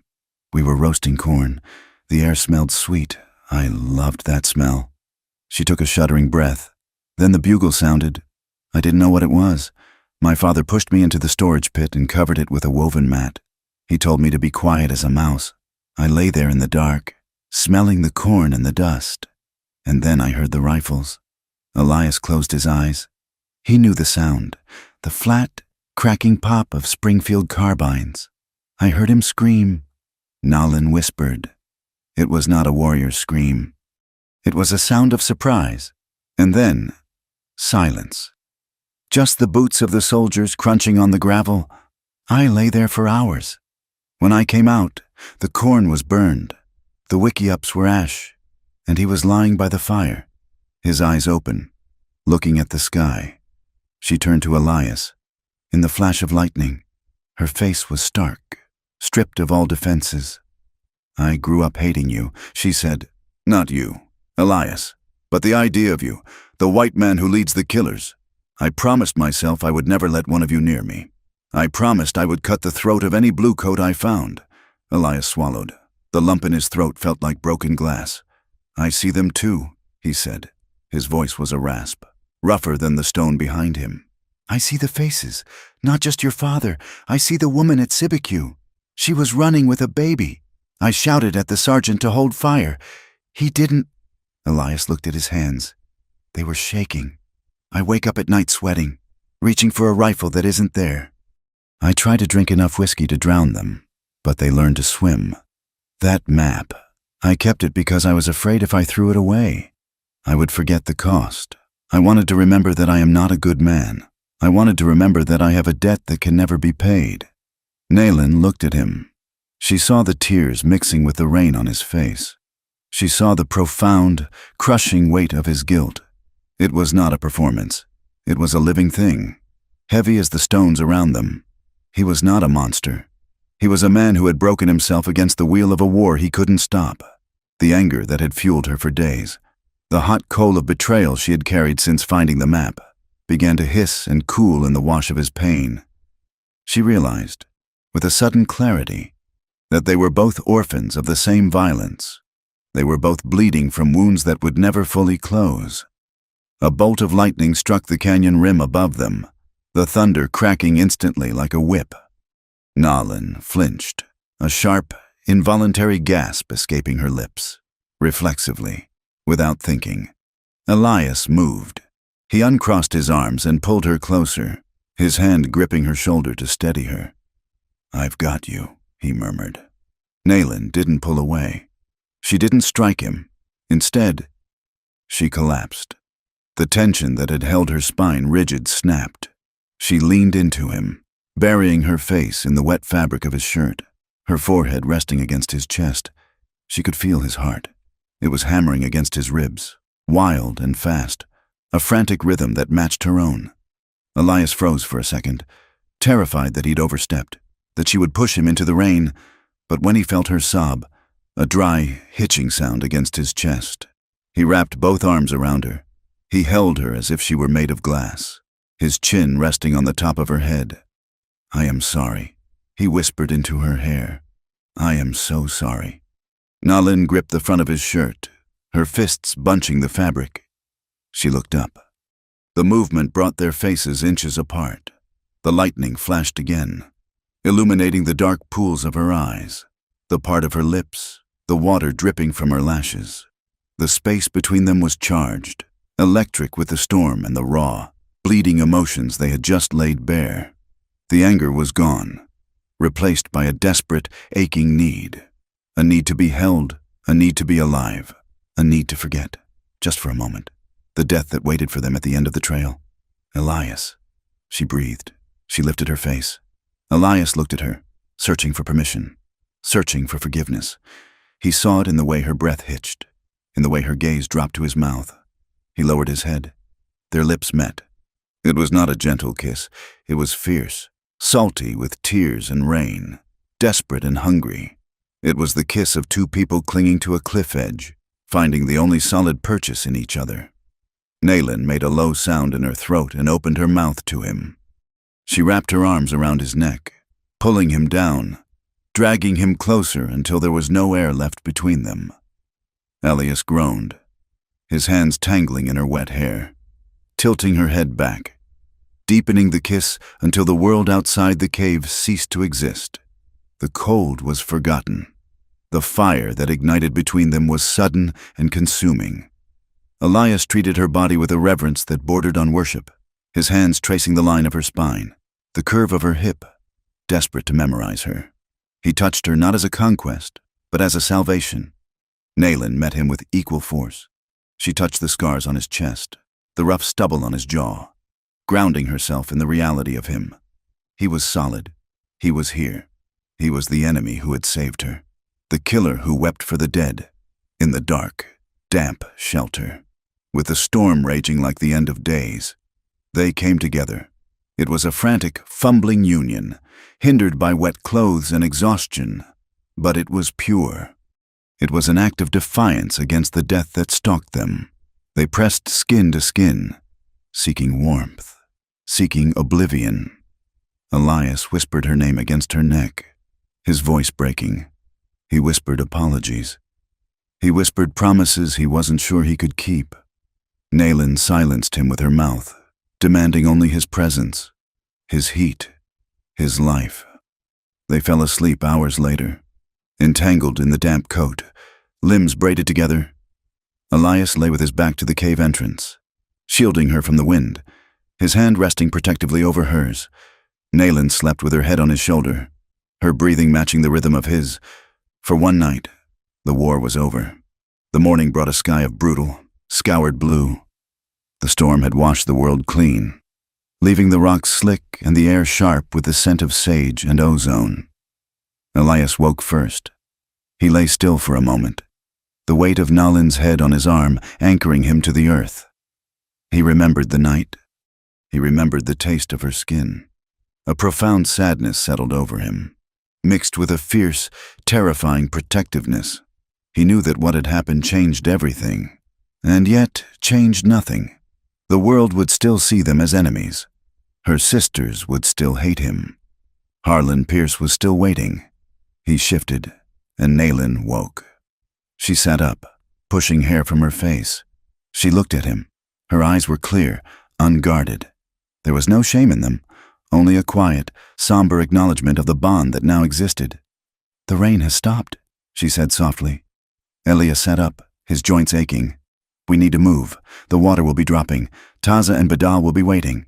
They stood up, adjusting their damp clothes. They stood on the ledge, looking out at the canyon. Elias turned to her. He reached out and brushed a stray lock of hair behind her ear. "Nalin," he said, "about last night." "It happened," she said, cutting him off gently. "Do not try to name it. Elias, words are small things."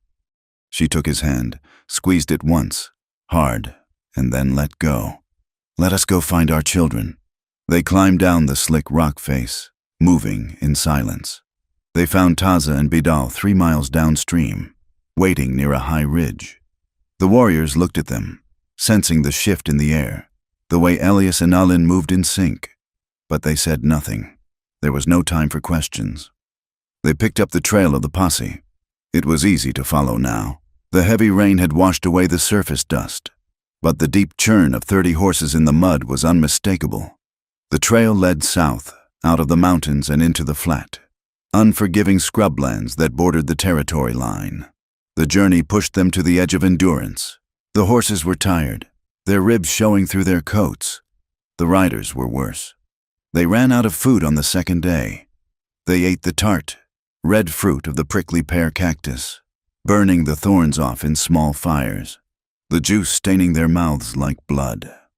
They sucked on pebbles to keep saliva in their mouths. They slept in shallow hollows, taking turns to watch, shivering in the cold desert nights. Elias gave Nalin the best spot, blocking the wind with his body, but he did not touch her again. The mission required a razor-sharp focus. On the 4th day, they saw the town. It was a cluster of adobe and wood sitting near a muddy trickle of a river. Rio Verde, a place where the law was bought and sold, and where men like Harlan Pierce did business away from the prying eyes of the territorial governor. They left the horses in a dry wash 2 miles out and approached on foot, moving belly down through the sagebrush. Elias lay on a ridge, peering through a small brass telescope he carried. "I see them," he whispered.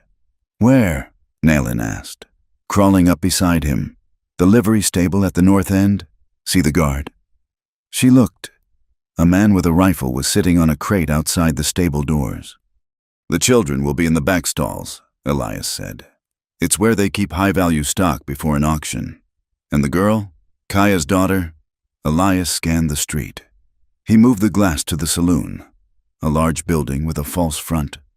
"There," he said, his voice tightening. "Upper window, barred. That's the storeroom. Pierce likes to keep his prizes close." He lowered the telescope and slid back down the ridge to where Taza and Beidel waited. "Here is the situation," Elias said, drawing a map in the dust with his finger. "The children are in the stable. 2 guards, maybe 3 inside. The girl is in the saloon. That will be harder. The saloon is full of men. Pierce is likely there too. We strike at night, Taza said. Throat cutting. Too many risks. Elias said. The stable floor is dry straw.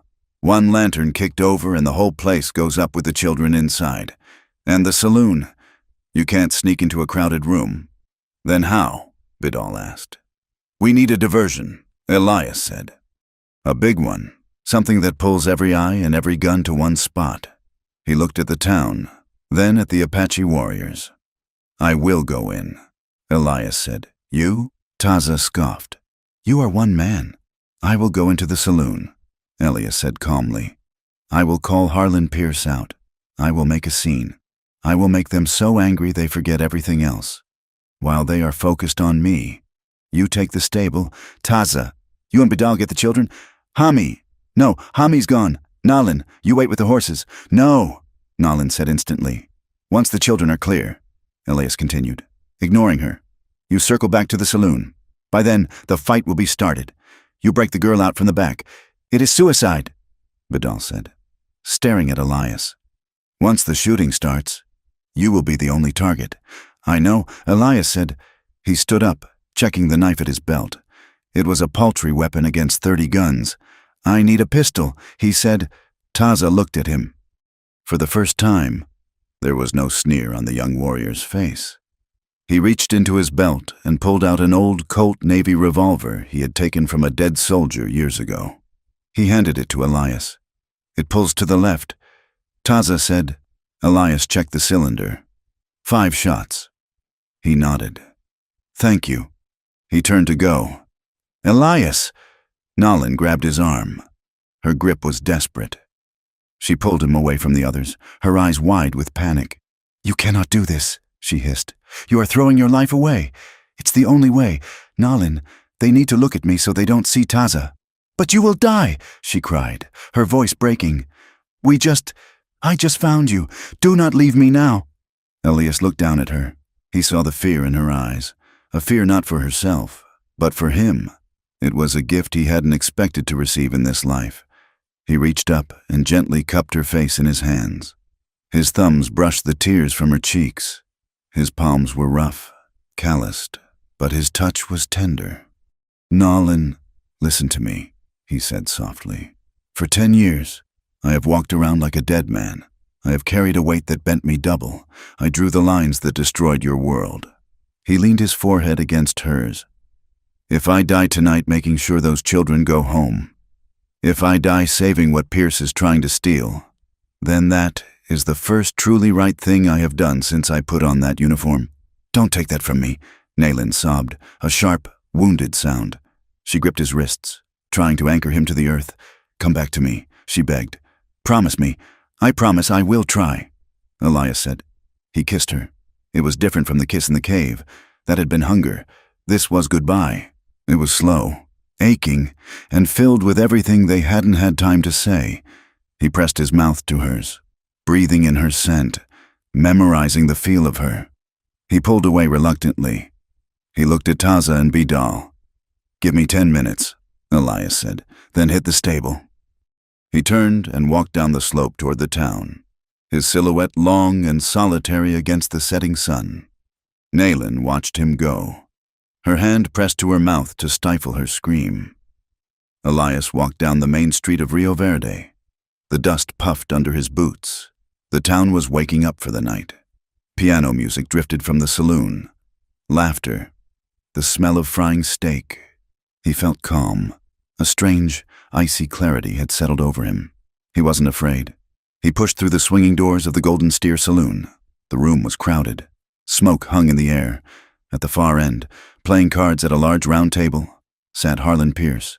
He was laughing at something Sheriff Grady had said. Elias walked to the center of the room. He stood there, legs braced, hands hanging loose at his sides. Harlan, he shouted. The room went quiet. The piano player stopped mid-chord. Harlan Pierce looked up. He squinted through the smoke. A slow, incredulous smile spread across his face. Well, well, he drawled. If it isn't the squaw lover. I thought my boys left you for the vultures in the canyon." Elias didn't move. "You missed," he said. Pierce laughed. He leaned back in his chair, hooking his thumbs in his vest. "You came a long way to die. Carter, you here to beg for a job? Or did you come to sell us the rest of the Apaches? I came to tell you something." "Harlan," Elias said, his voice carrying to every corner of the room. "I was a scout for the 3rd Cavalry," Elias said. "I rode for Crook. I rode for Miles. I tracked men who fought for their land, but I never rode for a child thief." A murmur went through the room. "You watch your mouth," Pierce growled, his smile vanishing. "I see you," Elias said, raising his voice.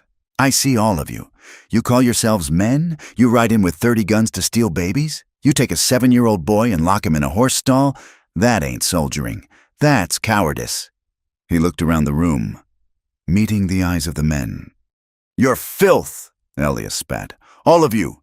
You're scared of starving women, so you steal their children to feel big." Pierce stood up, his face purple. "That's enough. Cut him down." Elias saw the movement. A man at the bar reached for his gun. Elias drew. The Colt Navy flashed. Bang! The man at the bar yelled, clutching his shoulder, his gun clattering to the floor. Panic erupted. Men dove for cover, overturning tables. Elias didn't run. He stood his ground. Firing again. Bang! He shot the whiskey bottle on Pierce's table, showering the rancher with glass and liquor. "Come on!" Elias roared. "Come and get me!" Pierce scrambled for his rifle. "Kill him! Shoot him!" 3 men opened fire from the corner. Bullets chewed up the floorboards around Elias's feet. A slug tore through the sleeve of his coat, grazing his arm. Elias fired back, aiming not to kill, but to suppress, to keep their heads down, to keep the noise loud. Outside, in the darkness, Taza and Bidal sprinted for the stable. The guard, distracted by the gunfire in the saloon, was standing up, looking toward the street. Taza was on him in a second. The knife flashed silent and efficient. Inside the saloon, the air was thick with black powder smoke. Elias dove behind the bar as a hail of lead shattered the mirror behind him. He checked the cylinder. 2 shots left. He popped up and fired. Bang! He saw Pierce ducking behind the piano. "You can't hide! Harlan!" Elias shouted. "Everyone knows what you are now!" A searing pain punched through Elias's thigh. He grunted. Stumbling, a bullet had punched through the wood of the bar and caught him in the meat of his leg. He dragged himself to the end of the bar. He could hear shouting outside now. "The stable!" "Fire!" Someone yelled in the street. "The stable is on fire!" It was the signal.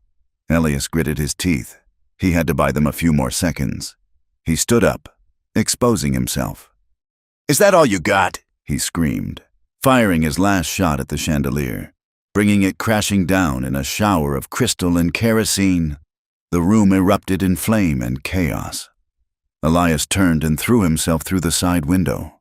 He landed in the alleyway, glass cutting his hands. He scrambled up, putting weight on his bad leg, and limped toward the street.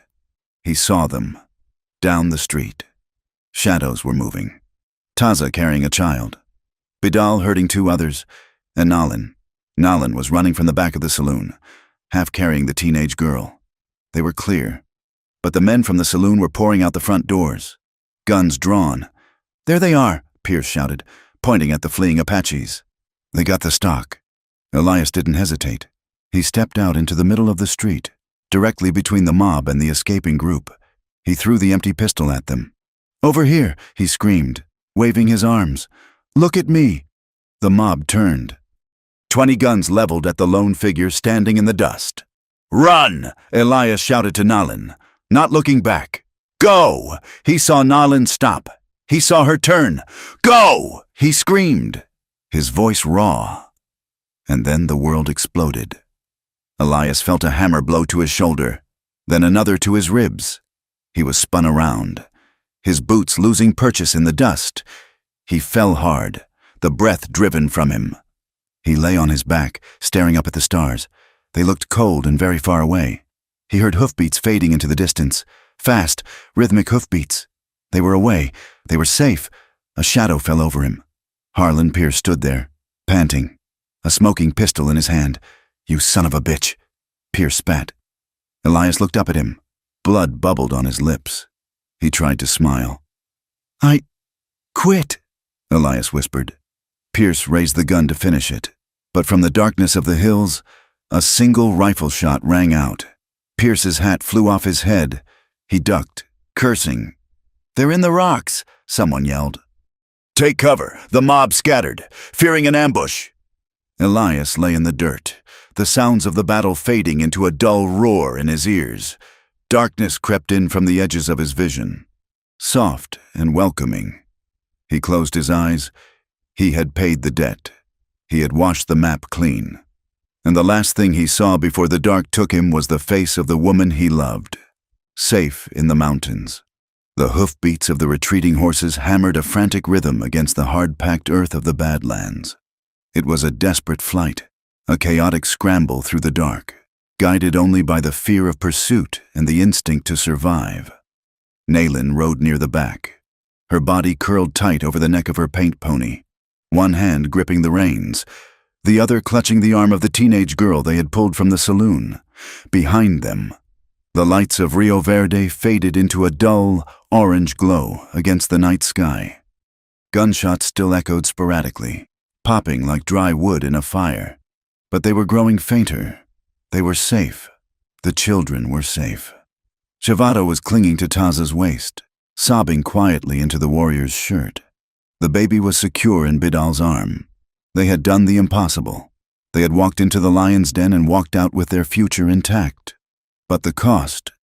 Naylin turned in her saddle, risking a glance back toward the town. The dust raised by their escape hung in the air, obscuring the road. Somewhere back there, in the blood-soaked dirt of the main street, a man lay alone. She remembered his face in the alleyway, the bruises, the way he had looked at her, as if she were the only source of light in a dark world.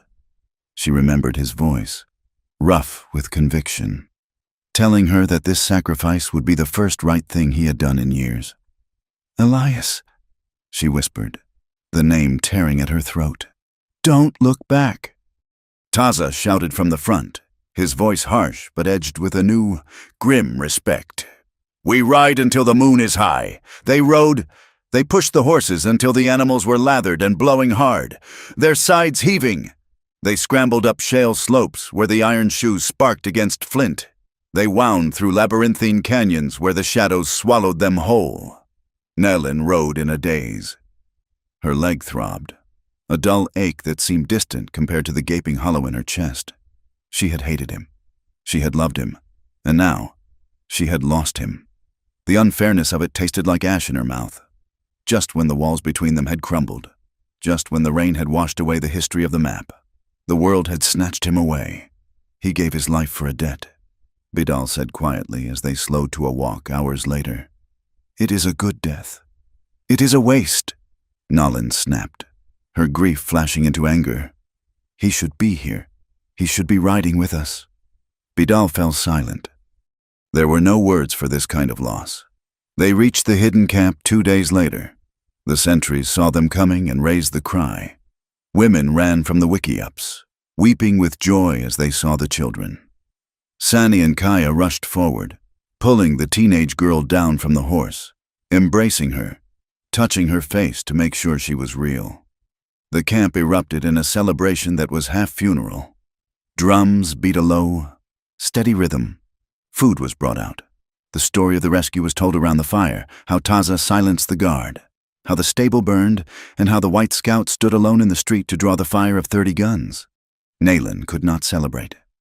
She sat by the edge of the fire, staring into the flames, feeling the ghost of his coat around her shoulders. She waited.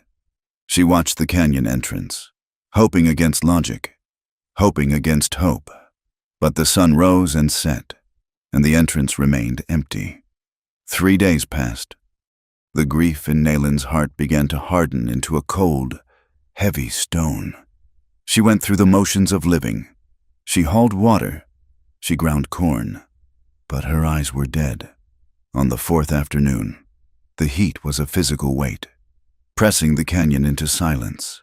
The vultures were circling high above the southern rim. black specks against the blinding blue. A child playing near the stream looked up and pointed. "Someone comes!" Nalin dropped the basket she was holding. She spun around. A figure was moving through the shimmering heat haze at the mouth of the canyon. It was not riding. It was not walking. It was stumbling, a lurching, uneven gait that spoke of catastrophic injury. The figure fell.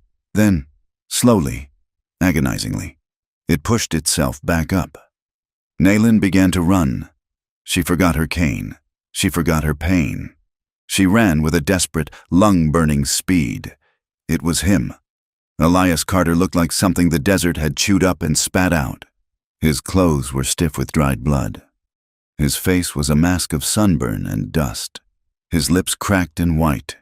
He was leaning heavily on a piece of driftwood, dragging his left leg. He looked up as she approached. His eyes were glassy, fever bright, seeing things that weren't there. "Nalin?" He croaked. He took one more step and collapsed. Nalin caught him. She went to her knees in the dust, taking his weight, her arms going around his ruined body.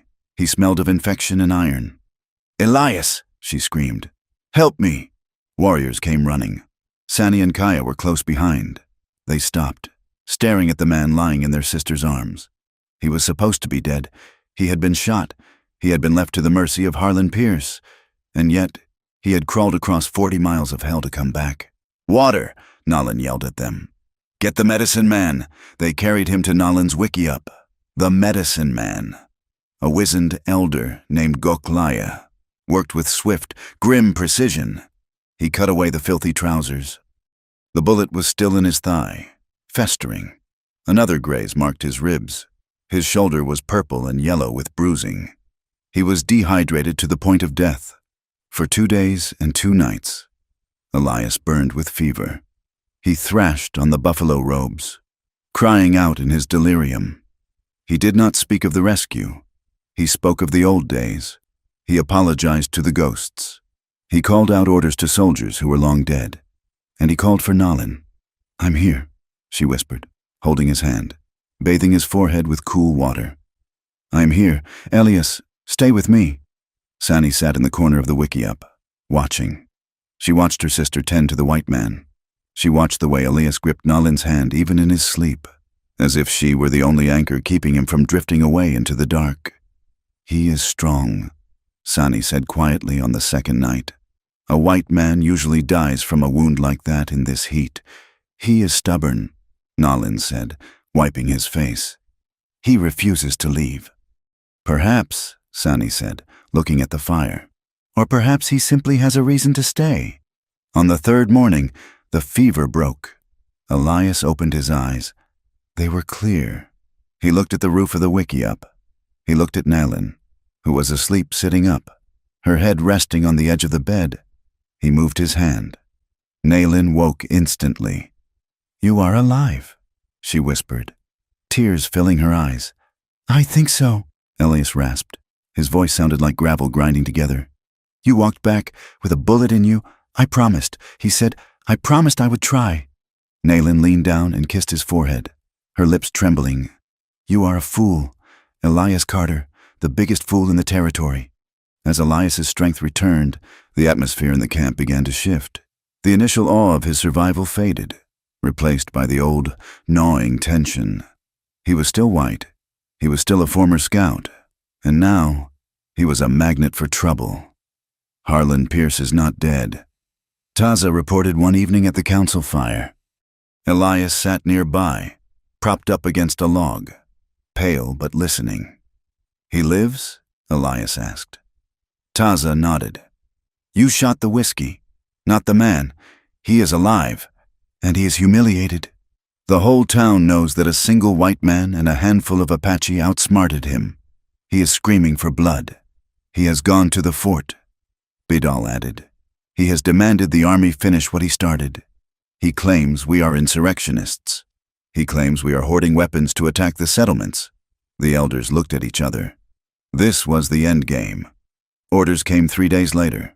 A rider left a packet attached to a stake at the canyon entrance.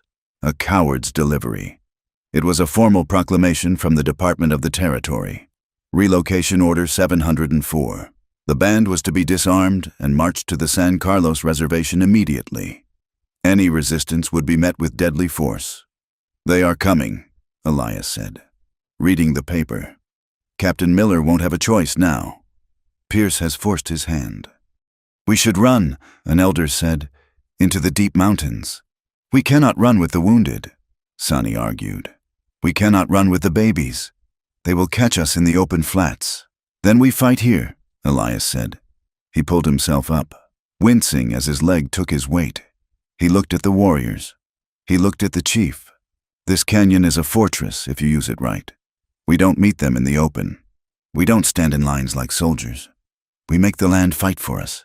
He grabbed a stick and began to draw in the dirt. "Here, at the choke point, we weaken the rock walls.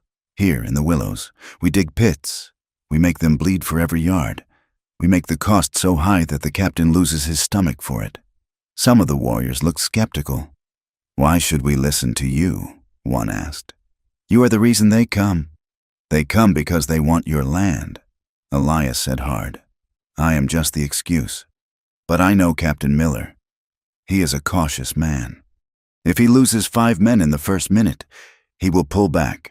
He wants a victory, not a massacre of his own troops." The chief looked at Elias. He saw the fire in the scout's eyes. He saw the way Nayland stood beside him, her hand resting lightly on his shoulder. "We will listen," the chief said. "Teach us the white man's trap." The preparations took 4 days. The camp was transformed. The women and children were moved to a high, inaccessible shelf in the caves at the back of the canyon. The warriors turned the valley floor into a kill zone. Elias worked alongside them, leaning on a crutch he had fashioned from a mesquite branch. He showed them how to create crossfires. He showed them how to build breastworks that looked like natural brush. He became the architect of their defense. On the 5th morning, the sentries signaled, "Dust." They came in force this time, a full column of cavalry, 60 men riding in formation. Flanking them were Harlan Pierce and 20 of his hired guns. They brought a light mountain howitzer, a small cannon dragged on a carriage.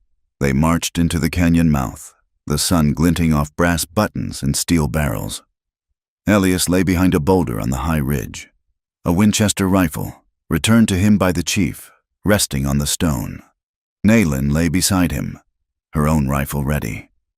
"Wait," Elias whispered. "Let them get to the White Rock." The column advanced. The canyon was silent. Too silent. Captain Miller raised his hand to halt. He sensed it. "Sergeant," he called out. "Deploy skirmishers." Before the order could be obeyed, Elias stood up. He stood in full view on the ridge, silhouetted against the sky. "Captain Miller!" Elias shouted. The soldiers looked up. Pierce looked up, his face twisting in rage. "Carter!" Pierce screamed. "Shoot him! Shoot the traitor!" "Hold fire," Captain Miller ordered. He rode forward a few paces. "Elias Carter, you are alive?" "I am," Elias yelled back. "And I am telling you to turn around. Captain!" "You are in violation of territorial law. Carter, you are harboring hostiles. I am standing with free people." Elias's voice echoed off the canyon walls. "These people have done nothing but defend their children from that man beside you." He pointed at Pierce. "Harlan Pierce is a kidnapper and a thief, and if you ride with him, Captain, you are no better." "That's enough," Pierce roared. He raised his rifle and fired a wild shot at the ridge. The bullets banged off the rock feet from Elias. "That," Elias said grimly, "was a mistake." He dropped his hand. On the opposite ridge, Taza cut a rope. A massive section of the canyon wall, loosened by days of prying, gave way. Tons of red rock crashed down behind the column, blocking their retreat and sending a cloud of choking dust into the air. The horses screamed and reared. "Now!" Elias shouted. The Apache opened fire. They did not fire to kill the soldiers. Elias had been clear. "Kill the horses if you must. Kill Pierce's men. But pin the soldiers." Bullets kicked up dust around the troops. The narrow confines of the canyon amplified the noise into a deafening roar. The soldiers, panicked by the rock slide and the sudden ambush, scrambled for cover. Pierce's men, less disciplined, began to fire blindly into the cliffs. Elias worked the lever of his Winchester. Crack-clack. Boom! He shot the hat off a rancher. Crack-clack. Boom! He hit the wheel of the cannon, shattering the spokes. It was chaos. The dust was so thick it was like fighting in a fog. Suddenly, through the haze, Elias saw movement on the lower slope. Harlan Pierce had abandoned his men. He was climbing the scree, scrambling toward a lower ledge where Nalin was positioned. He had seen her. His obsession with the woman who had defied him had overridden his sense of survival. "Nalin!" Elias shouted. Nalin turned. She raised her rifle, but Pierce was fast for a big man. He fired from the hip. The bullet struck the rock near her face, sending stone shards into her eyes. She cried out, blindingly, dropping her gun. "You witch!" Pierce screamed, scrambling over the lip of the ledge. "You ruined everything." He raised his revolver, aiming point blank at her. Elias didn't think. He didn't check his footing. He threw himself off the high ridge, sliding and tumbling down the shale slope. He hit the ledge just as Pierce cocked the hammer. "No!" Elias slammed into Pierce. The gun went off, the bullet tearing through the sleeve of Elias's coat. They crashed to the ground, rolling over sharp stones. Pierce was heavier, stronger, fueled by rage. He got on top of Elias, his hands going for Elias's throat. "I'll kill you!" Pierce shrieked. "Spitting blood! I'll kill you both!" Elias gasped, choking. He clawed at Pierce's face, but the rancher's grip was like iron. Black spots danced in Elias's vision. Then a shadow loomed. Nalin, eyes streaming tears, swung her heavy rifle stock. It connected with the side of Pierce's head with a sickening thud. Pierce slumped, his grip loosening. Elias shoved him off. Pierce rolled. He rolled to the edge of the ledge. He clawed at the air, his eyes wide with sudden realization. The ledge gave way. Harlan Pierce fell. He fell 50 feet, crashing onto the rocks below in full view of the soldiers and the Apache. He did not move. The shooting stopped. Silence rushed back into the canyon, ringing in their ears. Captain Miller looked at the broken body of the rancher. He looked up at the ridge, where Elias and Nalin stood side by side, breathing hard, their hands clasped together. He looked at his own men, dusted and shaken, but mostly alive. He realized he had been led into a trap by a man who knew exactly how to dismantle a regiment without slaughtering it. "Cease fire!" Miller bellowed. He rode forward, waving a white handkerchief. "Carter!" he shouted. Elias leaned over the edge. "It's over. Captain, Pierce is dead. The fight is done." Miller looked at the blockage behind him. He looked at the defensive positions he could now see on the cliffs, positions that could have wiped his unit out if the Apache had chosen to shoot to kill. He took a deep breath. He was a career soldier. He knew when a battle was pointless. "We are withdrawing," Miller called out. "I will report that the instigator of this violence has been neutralized." He paused. "But tell them to stay in the canyon. Carter, if I see them raiding the valley again, I will bring a howitzer that works. It was an imperfect piece. It was a lie written in a report, but it was survival." "We hear you," Elias shouted back. Miller signaled his men. They began the slow, humiliating work of clearing the rocks enough to lead their horses out. Elias turned to Nalin. She wiped the dust from her eyes. She looked at him, and then she smiled. It was a fierce, wild smile. "We won," she whispered. "We survived," Elias corrected, pulling her into his arms. "Which is the only kind of winning there is out here." That evening, the camp gathered. The fires were lit high.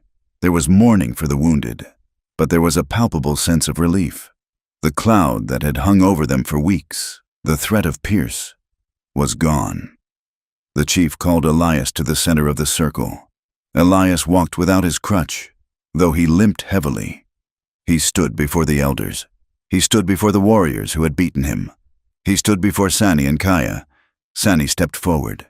She looked at Elias for a long time. Her face was stern, but the hardness in her eyes had softened. "You bled," she said. "I did," Elias answered. "You stood before your own people and called them cowards. You fought the man who hated us. You took the bullet meant for my sister." She turned to the tribe. "This man brought ghosts to us," she said, her voice carrying clearly in the night air. "And he will always carry those ghosts.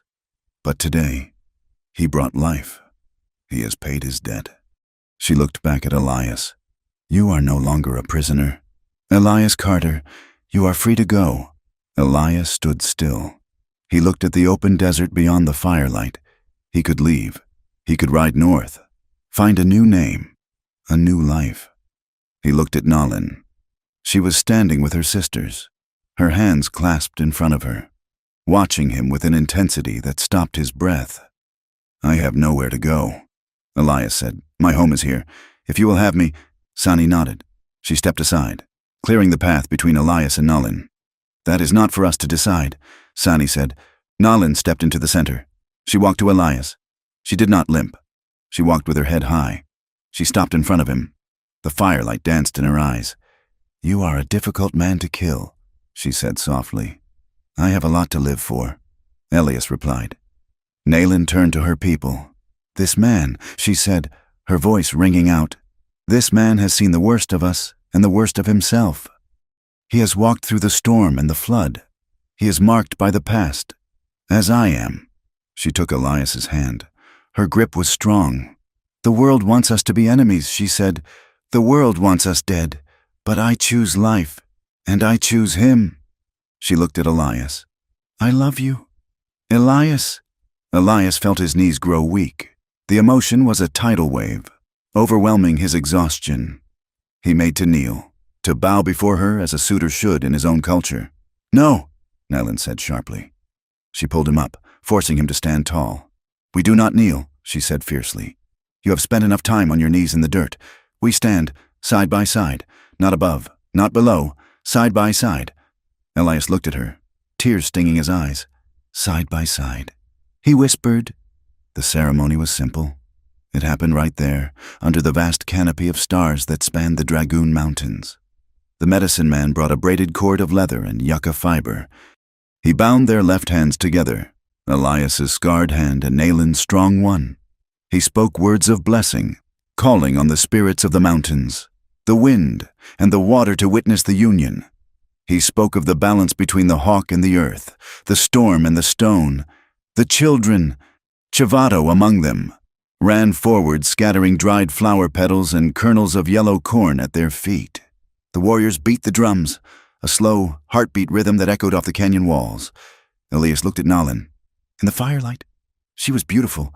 Not the beauty of a painting, but the beauty of a survivor.